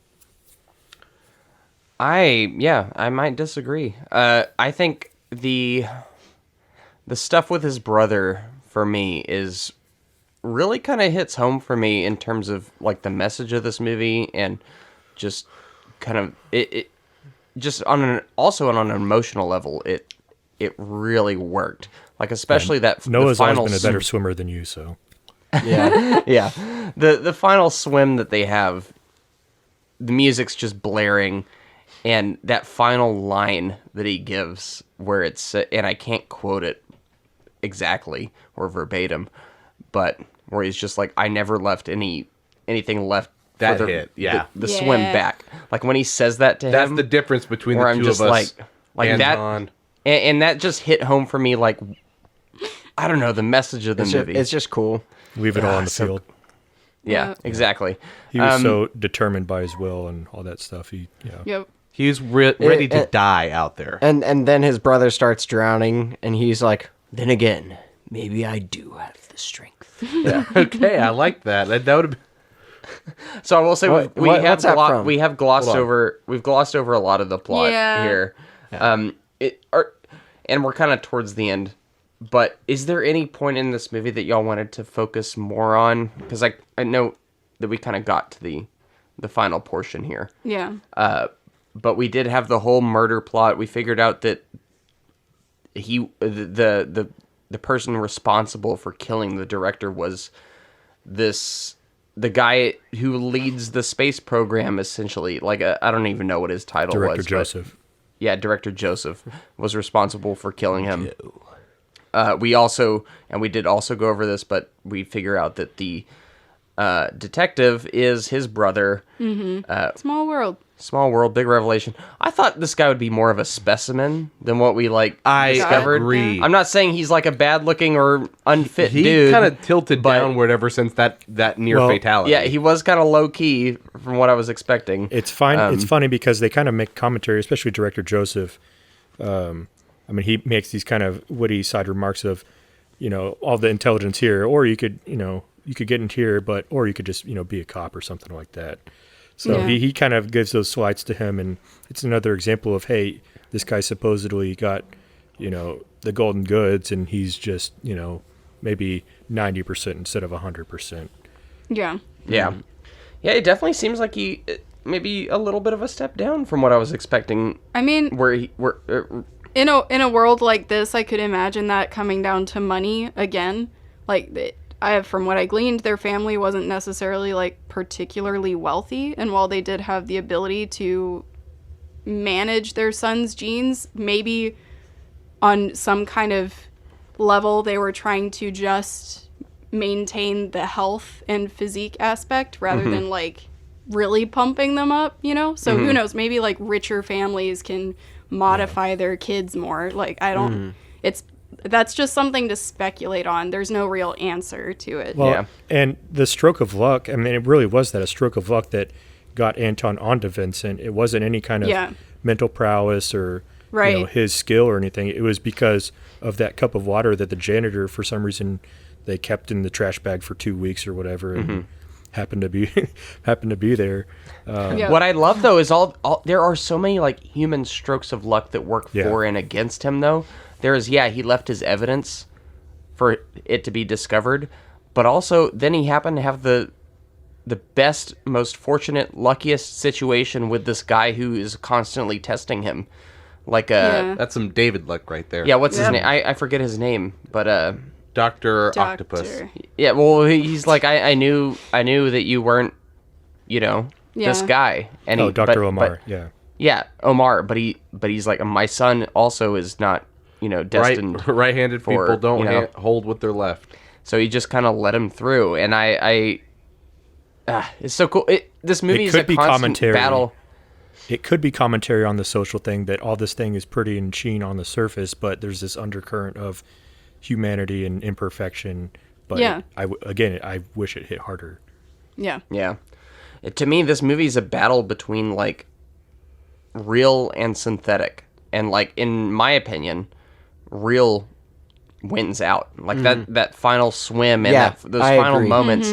It's a hopeful, optimistic ending, even though Jude Law unfortunately bites the dust, and that's very tragic and sad. You still do get the sense from that final monologue from him that, hey, he's living on within Vincent.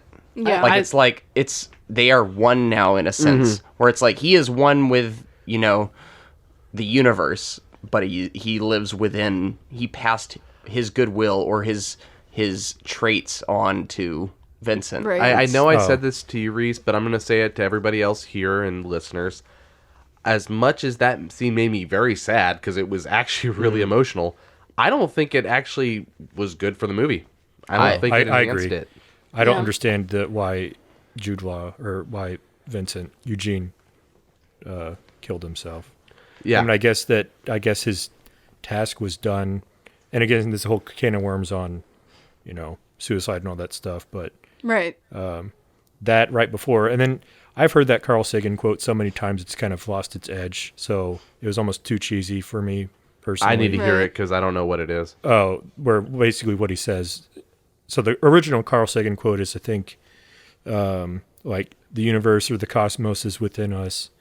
We're all made of star stuff. We are, how the universe is, how it knows itself, something like that. I probably butchered that quote, but it's basically, people are star stuff, and it, that's been written about a lot. But we're all special because we're made of stars, but we're also not special because everyone's made of the same base elements. But we're also kind of all part of this bigger thing. So, in this context, it can be powerful. Personally, I've heard that kind of too many times, so it's become cliche and trite. But if you haven't heard that, then that's more all the power to you, I guess.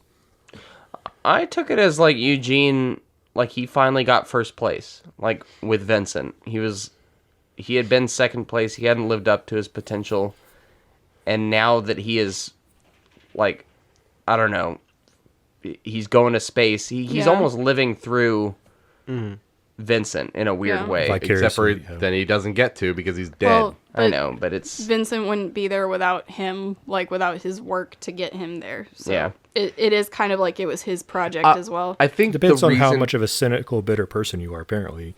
Because I didn't appreciate it, I guess. No, I'm joking. No, no, go ahead. It definitely, there's a message there that can be powerful. It just didn't land for me personally. It's something that can be mixed in messaging, where for one person it might not bother them, but for another that it seems like really poor timing to have a suicide occur along with this kind of hopeful message. And I don't know, it's very, very gray. Like it's a gray area there. So It's not- the Phoenix, the rebirth of the Phoenix, I think is what, I guess, Reese, is what you saw it as, correct? So, That's what I yeah, said. that's kind of what I saw it as. Yeah. got it. I think the reason it didn't land for me was because it wasn't set up that way, in my opinion. Oh no, it definitely was. No. this guy Absolutely has. was. I didn't even this get guy to has. get to He my is point. suicidal from the start. Yeah, he was. Like, he and guess is- what he did the whole movie? He rebounded. He actually made mental progress. No, but that sadness is still underlying throughout the whole thing. Well, where it's wait, like hold on. failure to Hold on. reach potential. I don't think he necessarily killed himself because he was sad. I don't know. We need to take a quick second. So we're getting some You static. touched the bottom and it somehow... There you go. There you go. All right. I don't think he necessarily, killed himself because he was sad. To me, that was him saying like, "All right, you take the keys. I'm done now." Like, I don't know. I didn't feel like he was, I can't take it anymore. I just gotta go. I mean, sure, he might have been sad, but it was more just, it felt more like acceptance to me than, Sad or not, I feel like it was like I've done everything I can do, and now that it was. There's no payoff. There's zero payoff other than me So- being sad and not really feeling the connection. It was basically, what Reese, you're saying is like basically, when Vincent says to him, you should be up there because you're more fit for this anyway. And in reality, gravity doesn't matter, so you don't need your legs there. It was basically the way for Eugene to, accomplish that, really. Yeah. So it's Well- basically a fulfilling of his purpose, I guess, his mission. And yeah, exactly. And I call back to my analogy earlier about him being the Ferrari and the other guy being the driver. At this point, he has all the parts to the vehicle. Like, he's given him everything. Like, he's passed on I feel like there would have been some guilt on Eugene's part if he had just offed himself and just all those resources had gone to waste. Like, I feel like this was a transaction, and the kind of like he had transaction was already complete. decided his end, but he was having to fill out his penance, I guess. Yeah, that's until- almost kind of how I see it. Where it's Look, a lot of people can read into what they will, but Yeah. I think if you don't make that jump, then it's just gonna land flat. I would be. I was bothered by it. Like, I understood why he did, but I would have liked our main protagonist.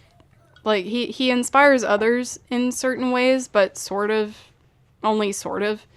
I wish that there had been something about the main character of Vincent inspiring Eugene to find more meaning than just what his abilities were, you know? That if there had been some kind of way for him to just sort of disappear into something he actually found joy in, you know? That said, though, when you watch this movie, going into it, I'm like, it just doesn't seem destined for that fairy tale ending where everyone... I wouldn't call it a fairy tale ending with him not dying. Well, it would be basically the fairy tale ending when he's happy and the other guy's going to space just like he always wanted, and also Detective Brother is fine. And he gets the girl, and... Yeah, it's... Yeah, that would have been half-baked. I just think they didn't set This it up way, right. it's That's the fully problem. baked. I'm sorry, I don't know. Like, I guess... You just like people dying, Reese. No, That's what I I think. don't. You just like watching people suffer. think, like- you like them inflamed just in don't- fire until they disintegrate into ash. You just don't like a bad ending. Honestly, Or I wasn't actually things offended like by this ending, and it was kind well of things done. happening. There was just something weird, sour in my mouth about it because I actually thought they did it really well, and I really, really liked Jude Law's That's character. that's probably because you have COVID and can't taste I it. can't just taste this. I find endings like this much more, in a weird way, satisfying because you can discuss them Yeah. like we're doing right now to no Yeah. end. Like, was this the right or wrong decision? So- Yeah. like it go ahead. I think a guide to, help along with this is going back to the colors, the palette here. So Jude Law previously had been, accompanied by the green, and here when he's in the furnace, it's all blue. Future. Well, that kind of lends credence to what Reese's perspective is this is, and especially the method, not to get too, macabre, but, there's different ways you can do that. But him in the furnace self-immolating is kind of total, where it's, basically going from something to nothing or becoming part of the universe, I guess, the part of, the star stuff, I guess you could go.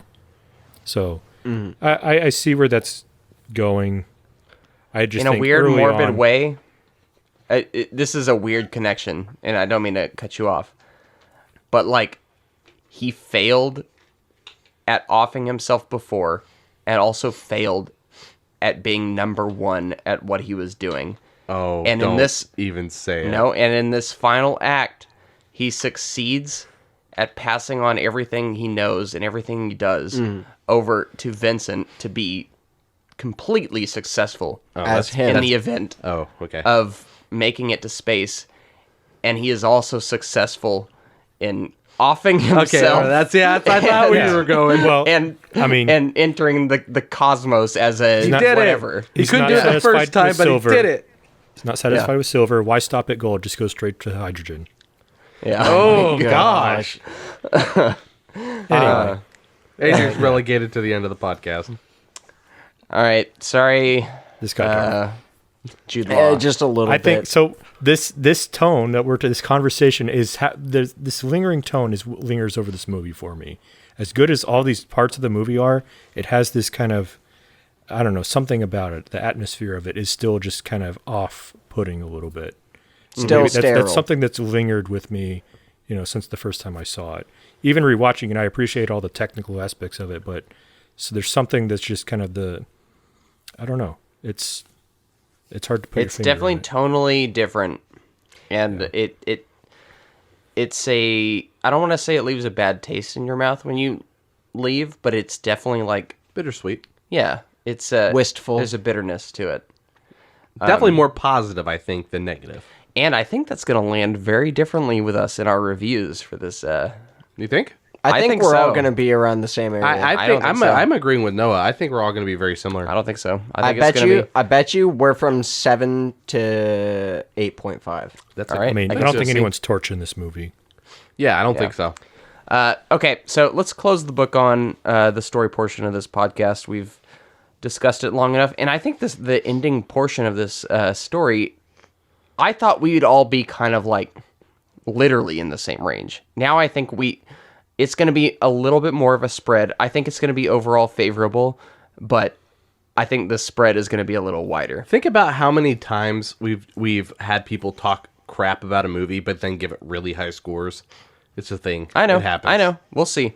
You know what? I'm gonna get ballsy here. I think we're all around the 8 range. Like okay. 7.5 to 8.5. I think we're all within that range. All right. Well, we'll just have to find out. Let's take a quick break, and on the other end, we're going to discuss this movie. We'll give our brief reviews with numbered scores, get into what critics thought, talk some box office, and then close it out with a little bit of franchise talk. Hey. So we'll see y'all then. See ya.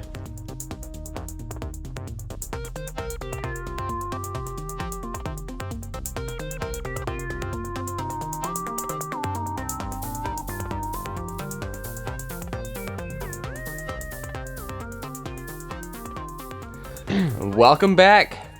Let's talk Gattaca.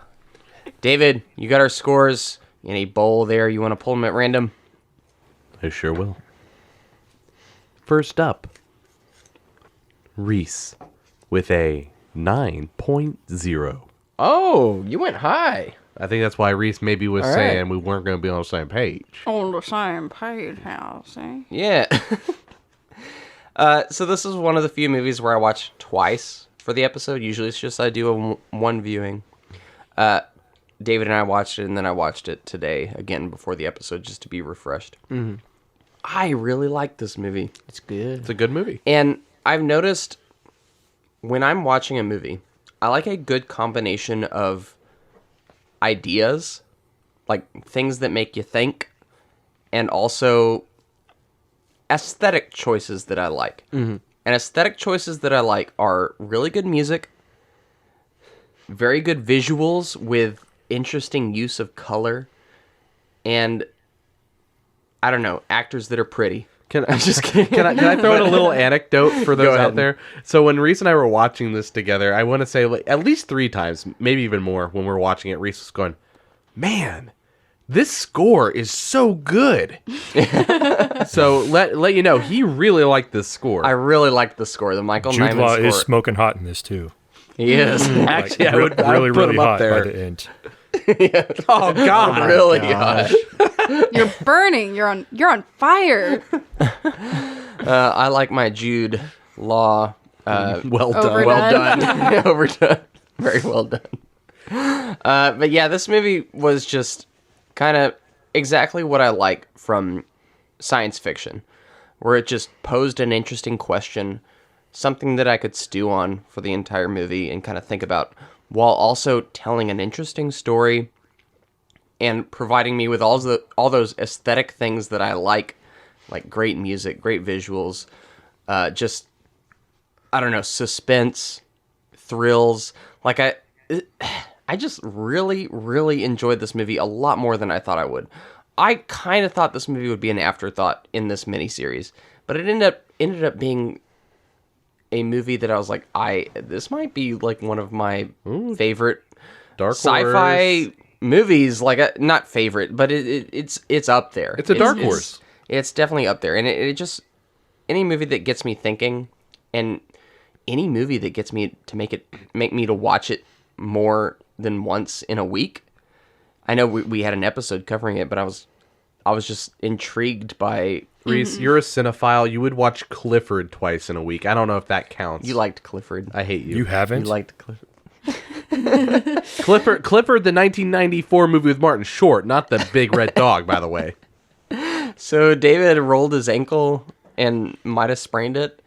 I definitely sprained it. And I wanted to make the moment a very kind of momentous and memorable time for him. So in addition to him spraining his ankle, I forced him to watch Clifford, the 1994 movie. It's not about the big red dog. It is a movie starring Martin All right, Short. I'm so just going to Reese- say pros and cons. Reese, being such a great friend, came over at nearly midnight last night to come over and help me, but also stayed for another 2 hours to watch Clifford, and where I couldn't move. I was stuck, icing my ankle, was forced like to watch captain audience. this Martin Short movie. I just remember setting you up on the couch, leg propped up.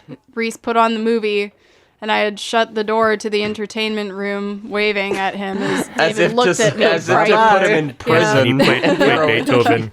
Played Beethoven as it was going with your eyes held Yep. open. Well, because Beethoven is the dad. David Beethoven. You need one of those It like works on many levels. you need one of those rollers where like that you put your knee on and you just can roll around and You can't roll out a sprain. Roll around and yell. no at no cops in a no you British rest accent. you rest your leg on it and you physically roll like as around a movement device. as a movement Okay. device. Gotcha. Yeah, I feel like we're digressing Unironically. way too far from this. David, but didn't you also watch another movie like twice in a week? Like I you know, don't. Oh. Yetis. It is It's rewatchable. really rewatchable, is what he said. Yeah, right. Maybe. I think he was going through it a couple times just so he could find the perfect screenshot, but he found that fruitless because every single one of them was just gorgeous. He insists it's not a phase. I actually want to rewatch it. I bet you the cinematography is better. So than what you David, remember. there's only one thing that comes close to topping Michigan football for him, and that's Yeti football. And all right, I'll take it. I like that's the most unique transition you've done. yeah, and that's Aren't you can Michigan only and find it. You can only Yeti's find the it same in The Mummy, Tomb of the Dragon Emperor. Hey, and you know what? The Wolverines made it to number 4 this year. Go blue. Yep. And also, he gave Mummy, Tomb of the Dragon Emperor a 7 out of 10. 7 out of 10. Let's Yeah, go. let's see what he gave Gattaca. I bet you it's a 7.5. All right. We were on Anyway, a yeah. tangent. I figured it Loved- in there. And Reese Loved Go Gattaca ahead. more than I thought I would. I think it poses a lot of interesting questions, like all great sci-fi should. And it's just so unique in a way. There's no other movie like Gattaca. And I find it immensely entertaining. And it just has this energy to it that I think is not present in anything else. And I really admire it for all of that. This is a terrible review, but I gave it a 9 out of 10. Next up, Irina with a controversial 9. Ah! Yeah, All I'm, right. I'm on the We- same uh-huh. page. You're right there with me. Not that controversial. I mean, it I- would Too seem. controversial at all. Yeah. For me, I've had the benefit of having seen it a few times, over my lifetime, and I agree with pretty much all the comments we've had here. I do think that while Irene's character is not as well fleshed out as I would like to see, and their interaction is a little minimal, I'm still fine with it. It doesn't really bother me that much as opposed to other female roles I've seen in films. I think ultimately what doesn't make this a perfect 10 is that you can tell there are so many good messages here, but without a real intent to perfectly showcase one or the other. So you can glean a lot of commentary on eugenics, and not so much eugenics, but more perseverance and what it is to be human technically, and just basically starting that conversation. But the end of the film feels very controversial because our main character this entire time, he's kind of lauded as someone who broke past that barrier, he got what he wanted. But at the end, you feel like he's sort of left a love behind. Almost in a weird way, it feels kind of like she's stabbed in the back just a little bit. Mm-hmm. And the person he had been using all of this DNA from kills himself. And then you kind of wonder, what is this guy left with? Sure, you're in a rocket, you've lived your dream, but now now what is there? Like, Elton basically the connections you've made Rocket Man. almost David feel Bowie. like they weren't as impactful to him as I wish they were. So in some ways, he comes across to me as a bit callous, and I don't know if that was the intention. Like, it could very well be. And I would like to have dug a little deeper into that. Otherwise, this movie is short and sweet. I think it hits all the points I wanted it to. Not to mention, I love when a movie that, particularly in sci-fi, when most sci-fis feel like they're basically pigeonholed into only certain issues and plot points. So like when you throw in a murder into a sci-fi, it feels like they're splicing movies or thinking like, why can't this issue come up in a sci-fi? Splice with Usually sci-fi. every sci-fi is like, oh, let's talk about aliens. Like it doesn't have to be that all the time. Like this, you can have just a regular old crime mystery happen within That's the why storyline. I compare this weirdly to Blade Runner. Yeah, it actually is kind of in the same camp in that way. So it's subverting your expectation of what a sci-fi about eugenics is going to be. So I really appreciate that aspect of it. So 9, yeah, I love this we have movie. 2 9s. Next up, Noah with an 8.0. I didn't expect for an 8.0 to sound low, but I really liked the movie. I thought it was really fun. I like not fun, but I've always had a good time with it. I think it's a really interesting concept. I really like the score, as Reese is, agreeing to. Alluded to. Well, regardless. Directly stated. Yeah. As Reese has stated. There you go. I will say my favorite part about this is the fact that it's a sci-fi story, but it's less about the weird sci-fi things that happen and more about the characters as the driving force, which is what I appreciate. They didn't decide to go full on wondrous planet or weird sciencey things going on. I mean, there's a lot to do with the eugenics and various things, but those are, the stepping stool to portray the characters, which I think is cool. Anyways, 8.0.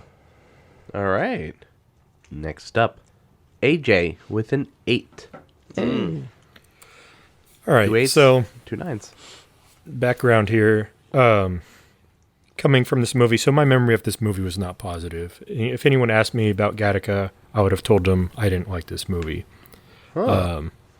Yeah, so we're starting from a low there, and I think that's really just because it had some weird connotations. Just, whatever, it's stuck in that part of my memory. That was very far from the prestige in my mind. Yeah, I understand. So, I'm just joking. No, it's fine. Anyone can disagree with that. I understand. The Prestige has a soft spot in my heart. That's all. Anyway, It's actually excellent. It is. Yeah, so I started on the negative side with this movie, but I watched this movie a few times recently, and each viewing it had impressed me. Definitely improved, and obviously on the positive side now, very much so. But I will say that it's a well-made film. I don't think it's a well-told story. Especially, I just think it beats around the bush emotionally, and it needs to have a finer point on the topic it's talking about with the eugenics, transhumanism. It kind of presents this idea a little bit, but that idea, the transhumanism, I don't think it's a meta commentary. I'll say that right up front. If you're talking about transhumanism, you need a human element to compare it to. You have to exceed something human. I don't think this had the human component of the heart, the emotion. I just didn't get the emotional depth. It was pretty shallow. And I'll steal a phrase from Reese, high highs and low lows. I didn't get that in this movie. This movie was even keeled, pretty steady as she goes, which, is good. It was visually impressive, and I think most of the tone was imparted from the cinematography, and I laud that the most. I didn't get much character from the protagonist here.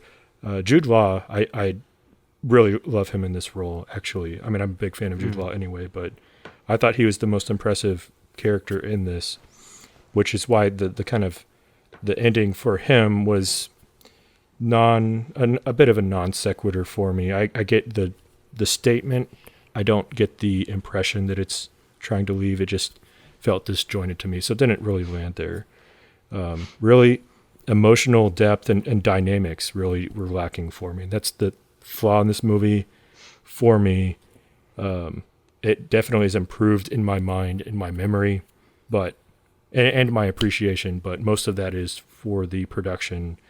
And that kind of fits with the sci-fi. I mean, I gave, 2001: A Space Odyssey 9.5, purely almost because of production, and that, story is all over the place, really. So, I definitely appreciate this here. I just wish, because it had the potential for that and had the tools to do it, it just didn't hit the nails on the head at all, really, with character.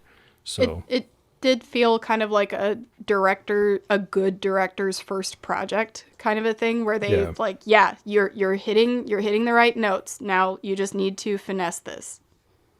Yeah, and I think, like you said even before, is they're almost afraid to make too much of a statement, or afraid to give anybody weakness that, should have been there. So, yeah. But a good movie overall, 8. All right.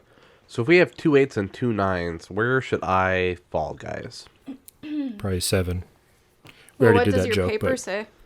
Yeah, what does your paper say? The paper says I should split the difference and say 8.5. Wow. Nice. So, I mean, I think AJ summed up what I wanted to say even better than what I could have said. I guess I'll touch more on the fact that I think the emotional aspect that was missing to this could have really amplified it to that next level. It was one note throughout the movie. Not in a bad way, just in a not making that next step kind of way. And I really, really like the message of the movie. I think it intrigued me, and it inspires conversation, which, Reese, you and I have talked about. It's very important for a good movie to do. I feel like not a lot of movies like this actually end up succeeding as much as this one does, because of the fact that they're really asking questions and asking the viewer to have these conversations with them. It's just they're not making that next step for me. I really like Ethan Hawke. I think he does a great job. It's not a very emotional character, even though he seems like in any other director's hands, I bet you he would be like a Rocky type character, like working his ass off, like really getting into Rocky it. again. I know, it's the first thing that comes to my mind. Is like kind of an underdog sort of story. This is the first episode of any podcast ever to compare Gattaca to Rocky 4. You might be right. So you have Prestige to Gattaca to Rocky. To Rocky. We have a weird Captain triad America. there. And then Captain America, yeah. Which is actually Makes more sense. in Yeah. line. I don't know. I think Rocky's a good sort of way of showing an underdog story of somebody who came from nothing, who was supposed to not be anything, who Rocky ends up 4 fighting his way through. specifically, you don't think like Rocky 1? Well, no, I think all of them, but I think Rocky 4 specifically showed the sort of enhancement side of things, because he goes against the Russians who end up breeding people to be, the perfect fighter. No, that's Rocky. I'm not getting into it. I'm not getting into Rocky 4, guys. I'm just saying that was my analogy. That's why. Yeah. But I thought the music, comparatively, above average, not perfect. I think it was fine. Have you also considered that maybe you're wrong? I feel like you asked me that a few times as we were watching it. I actually, when you brought it up the 3 or 4 times, I was like, really? Like, it's good, but it's not like blowing me out of the water. I'd say Finding Nemo score is better. It's beautiful. Anyway, I really, really enjoyed the movie. I really liked talking about it. And again, I think I was also, similarly to AJ, caught off guard with how much I was going to enjoy it. I watched the first time and I thought it was good. I thought maybe like 6.5 or 7. That's probably where I would have landed. But rewatching it and really focusing on it, I was like, This is a good movie. Like the director had some concepts here that he was really trying to get across. Yeah. And it landed. And I just think that the relationships between Ethan Hawke and Uma Thurman could have been better in my opinion. I think that sort of the emotional aspect could have been higher. There's just it's a good movie that could have been great. So leave it at 8.5. All right. AJ, you want to crunch those numbers for us? It's an 8.5. I know, but we still got to do it. Yeah, 8.5. And that ties it with Live Free or Die Hard and Eastern Promises. That's perfect. I don't know why, but that does seem to fit in that area. Yeah, that's perfect. I would... You think it's better than Live Free or Die Hard? I think it's better than Live Free. No, Live Free is worse so much than better. Eastern Promises. No, I think Live Free is so good at exactly what it does, though. Yeah. It is. Yeah, the thing is, like, it is. You give it points for that. It's not as good on a introspective, like, intelligent, high-minded level, but it's really good as an action It does movie. what it does. Yeah, so I think that's appropriate. Yeah, Good. and David actually said something I disagree with. Dang it. For something that talks about this kind of topic, I didn't think this movie was really discussion-provoking. I mean, we talked about it, but I think... It made me think about it. Yeah, it makes you think about it, I guess, but I don't know. Reese and I talked about it for a bit after we watched it, actually. So, I mean, it was enough to at least inspire conversation, whereas if I watched Live Free or Die Hard, I wasn't talking about the grander scheme of Homeland Security. You know, That's fair. is that okay? Is it what all the things McClane does? Is that okay? I mean, he does what he does Morally. for the greater good, All right, critics. Rocky would beat McClane. On Rotten Tomatoes, this movie has an 83% with an 87% audience score. Guys, we're so good at this. I know. On Metacritic, this movie has a 64 with an 8.7 audience score. And on IMDb, it has a 7.8 out of 10. I'm just going to say, our group average is almost always pretty good. It's like Almost splitting like that. we're the audience. Yeah, but I mean, a focus a group little of 5 sample. people to consistently get in a larger focus group's number score is pretty good. Is that what this podcast is? A focus group? I mean, in a way, we're taking numbers. Well, I do think that we've got pretty efficient at kind of looking at a movie and realizing, okay, its quality lies within this range. Yeah, but we always capture the farthest and the lowest end of it and somehow, make the difference, which is really cool. I just I look just at like it. Rotten Tomatoes and subtract half a point. That's what I do. I think that we've had a couple of ones where we strayed, where it was like Rain of Fire, we were a lot higher on. Yeah. Oh, People yeah. are stupid. Neverending Story, I think we were lower on. That might have been me. Yeah. All right. I actually think it was me. No, Box office. You actually gave it a lot higher than we Higher? thought. No, we gave it like the same score. I gave Anyway. it higher than you thought I would give it. Box office. Yeah. Box office. Go ahead. This movie was budgeted at $36 million. Came out in 1997 on October 24th. Also playing in theaters where I Know What You Did Last Summer, The Devil's Advocate, Kiss the Girls, and 7 Years in Tibet. There's a lot of weird things that were I happening. guess in I the didn't realize 90s. it was this old. 97? Yeah. Yeah. I was thinking early 2004. 2000s. It's ahead of its time, man. So off of that $36 million budget, what did this movie make at the box office? Let's start with David. All right, 36. We don't have a sequel. These weren't big named actors and actresses at the time, not drawing in that buzz. I did hear that there was a marketing campaign going on at the time where they were actually I don't know why they did this. I mean, maybe it's false. It was on, the whole... No, it was real. I know where you're going with this. Where they actually told people they would engineer their kids if they Yep. and then people called in. They're like, yes, Actually interested in it. yeah. Wow. Okay, and that drew some buzz. I don't know how much that would affect overall numbers, but it's such a good movie. I would hope word of mouth spread because there's not a lot of other big movies. I'm gonna say 70 million. 70. Irina. I'm gonna say 64. Noah. Yeah, it's kind of the range I was thinking. I thought I was gonna go like real low, but now thinking about it, Go real high. I'm still gonna be low, but I'm on the high end.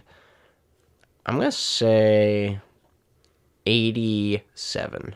So you're higher than the other two? Okay. Yes. AJ. I didn't hear what you said on the competitors, but I kind of get. I think this movie is kind of like almost a cult classic, vaguely, which typically are lower box office. So I'm going to say 50. You are the closest, man. AJ.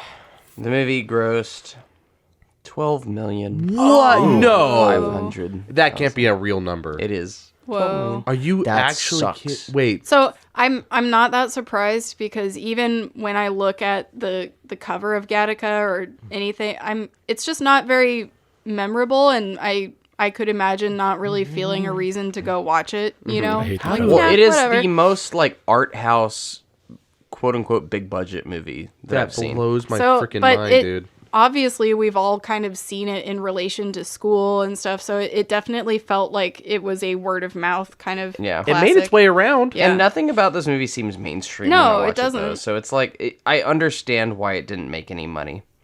That said, though, it did make more than 11 million. It made more than 10 million. You're right. It made was more- 1/3 of its freaking budget. It made more than 9 million.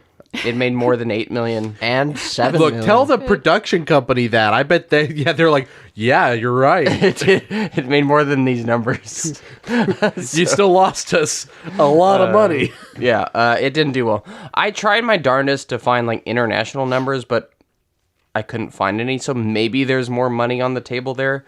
But this was strictly a domestic 12.5 million. Well, since then, I bet you they've made some DVD sales. No, and that's where the positive is. And I don't have a number for that either, but it did do well in home video, and it did develop that cult following. So it's not a negative story for Gattaca. That's why we're talking about it today. Yeah. Like, if this were a forgotten movie, it wouldn't be here. It wouldn't have a 4K Blu-ray for me to buy and watch, which I did. 4K. They made a 4K Yes. version. Yes. I will say it doesn't speak well for this that whenever you said you were gonna, or whenever you said Gattaca, even having watched it, my mind went to Galaga. I'm like, Galaga? Well, There's a Galaga's movie for that? classic video game. No, I know, but It wouldn't surprise me. There's a lot of video game movies out there now.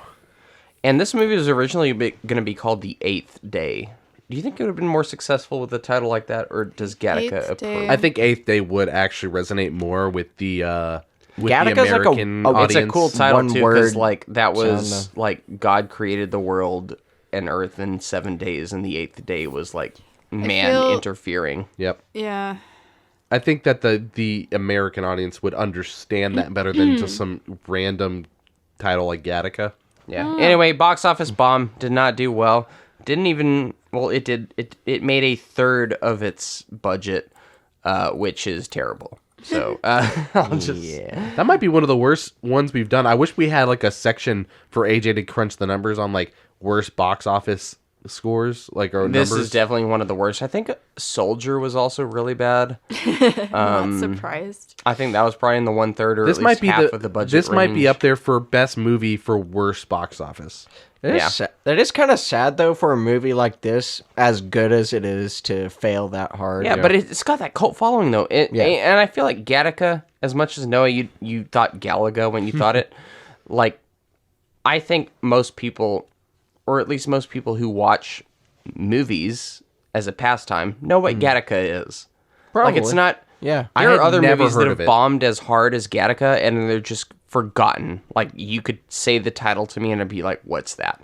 But if someone says or if someone says Gattaca, I know exactly what they're talking about, and I would have known before this episode.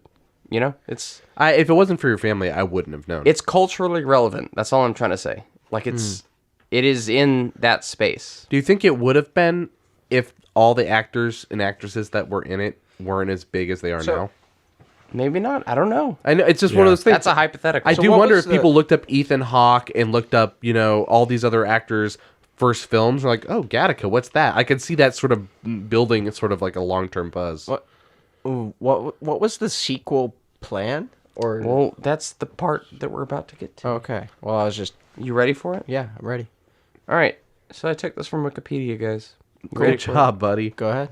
All right, quoted directly from Wikipedia.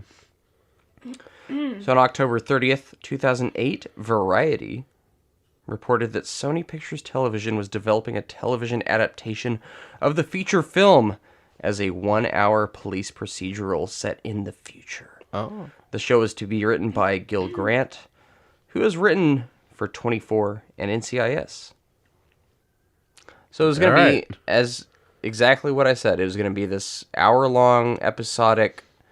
Each episode is a different case in this futuristic Gattaca world. That'd be cool.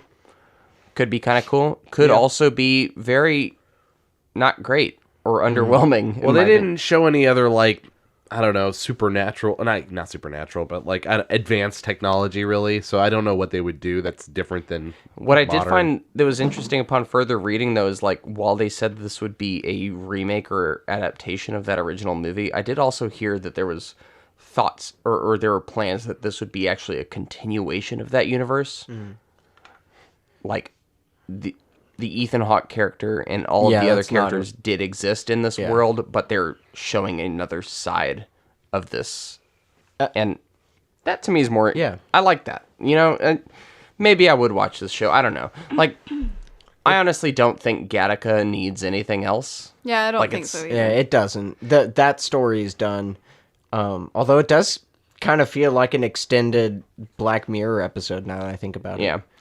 But apart from that TV show, there's another little interesting tidbit here. The director of this movie, Andrew Niccol, also directed the film In Time, the movie that came out in 2011. Justin Timberlake. Yeah, with Justin Timberlake and Olivia Wilde.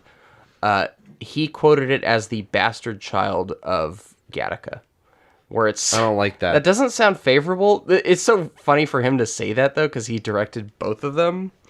But yeah, both films are kind of technically in this off-center futuristic world. Yeah. I'm glad Justin Timberlake has stopped doing movies. He's not bad. I actually like Justin Timberlake. I don't like him. I don't like seeing that guy. I think he's charismatic. I like him. He was good in Social Network. I'll give him He that. was, actually. He kind of just annoys me, I think, is what it is. I just don't like his face. We'll talk about it. Yeah. So if they made a remake, would they be bringing Sexy back? Nah, it's going to make me cry a river. Yeah, but if you want to look at it, In Time kind of takes place in a similar world as Gattaca. You also got that failed show that never happened. So there was a weird adjacent franchise potential to this movie. I know it's a bit of a stretch, but that's what we do here. We just like to talk about movies that we want to talk about and then kind of make a weird, I don't know, very frail we like to connection stretch to things at franchise potential. So there you go. There could have been more Gattaca. That's all I'm trying to say, and it didn't happen, which is good. Next week, we're talking about Moon, Duncan Jones's Moon. Duncan Jones. Hey. Yes. Honorable or dishonorable? No, this movie never, like, it's not even worth it. Like, It is Gattaca's a honorable. standalone. It's honorable. It's We all honorable. know. Yeah. We didn't even do it. We don't even do it. Well, we don't even need I to do assumed it was part of our rubric. I feel like Gattaca's just like Do one-offs? gotta do it. We've always talked about one-offs, and we haven't done it in a while, but yes. honorable. Yeah, it did not. Honorable. Like, the director even said, this is something that doesn't need a sequel. Like, he said it. It's like, all of the thoughts are in the movie, and do with it as you will, is basically what he said. Same as 2001: A Space Odyssey with Kubrick, who's like, yeah, just, it's open-ended. Just think about it. Moral of the story, get 12 fingers so you can play piano better. Yes, exactly. That's that the guy. takeaway. That was impressive. All right, again, next week, Duncan Jones's Moon, a movie that does have a sequel. Spoiler. We'll see y'all then. Goodbye. Bye. Thinking of space, Vincent? Well, here, you can start by cleaning that space right there.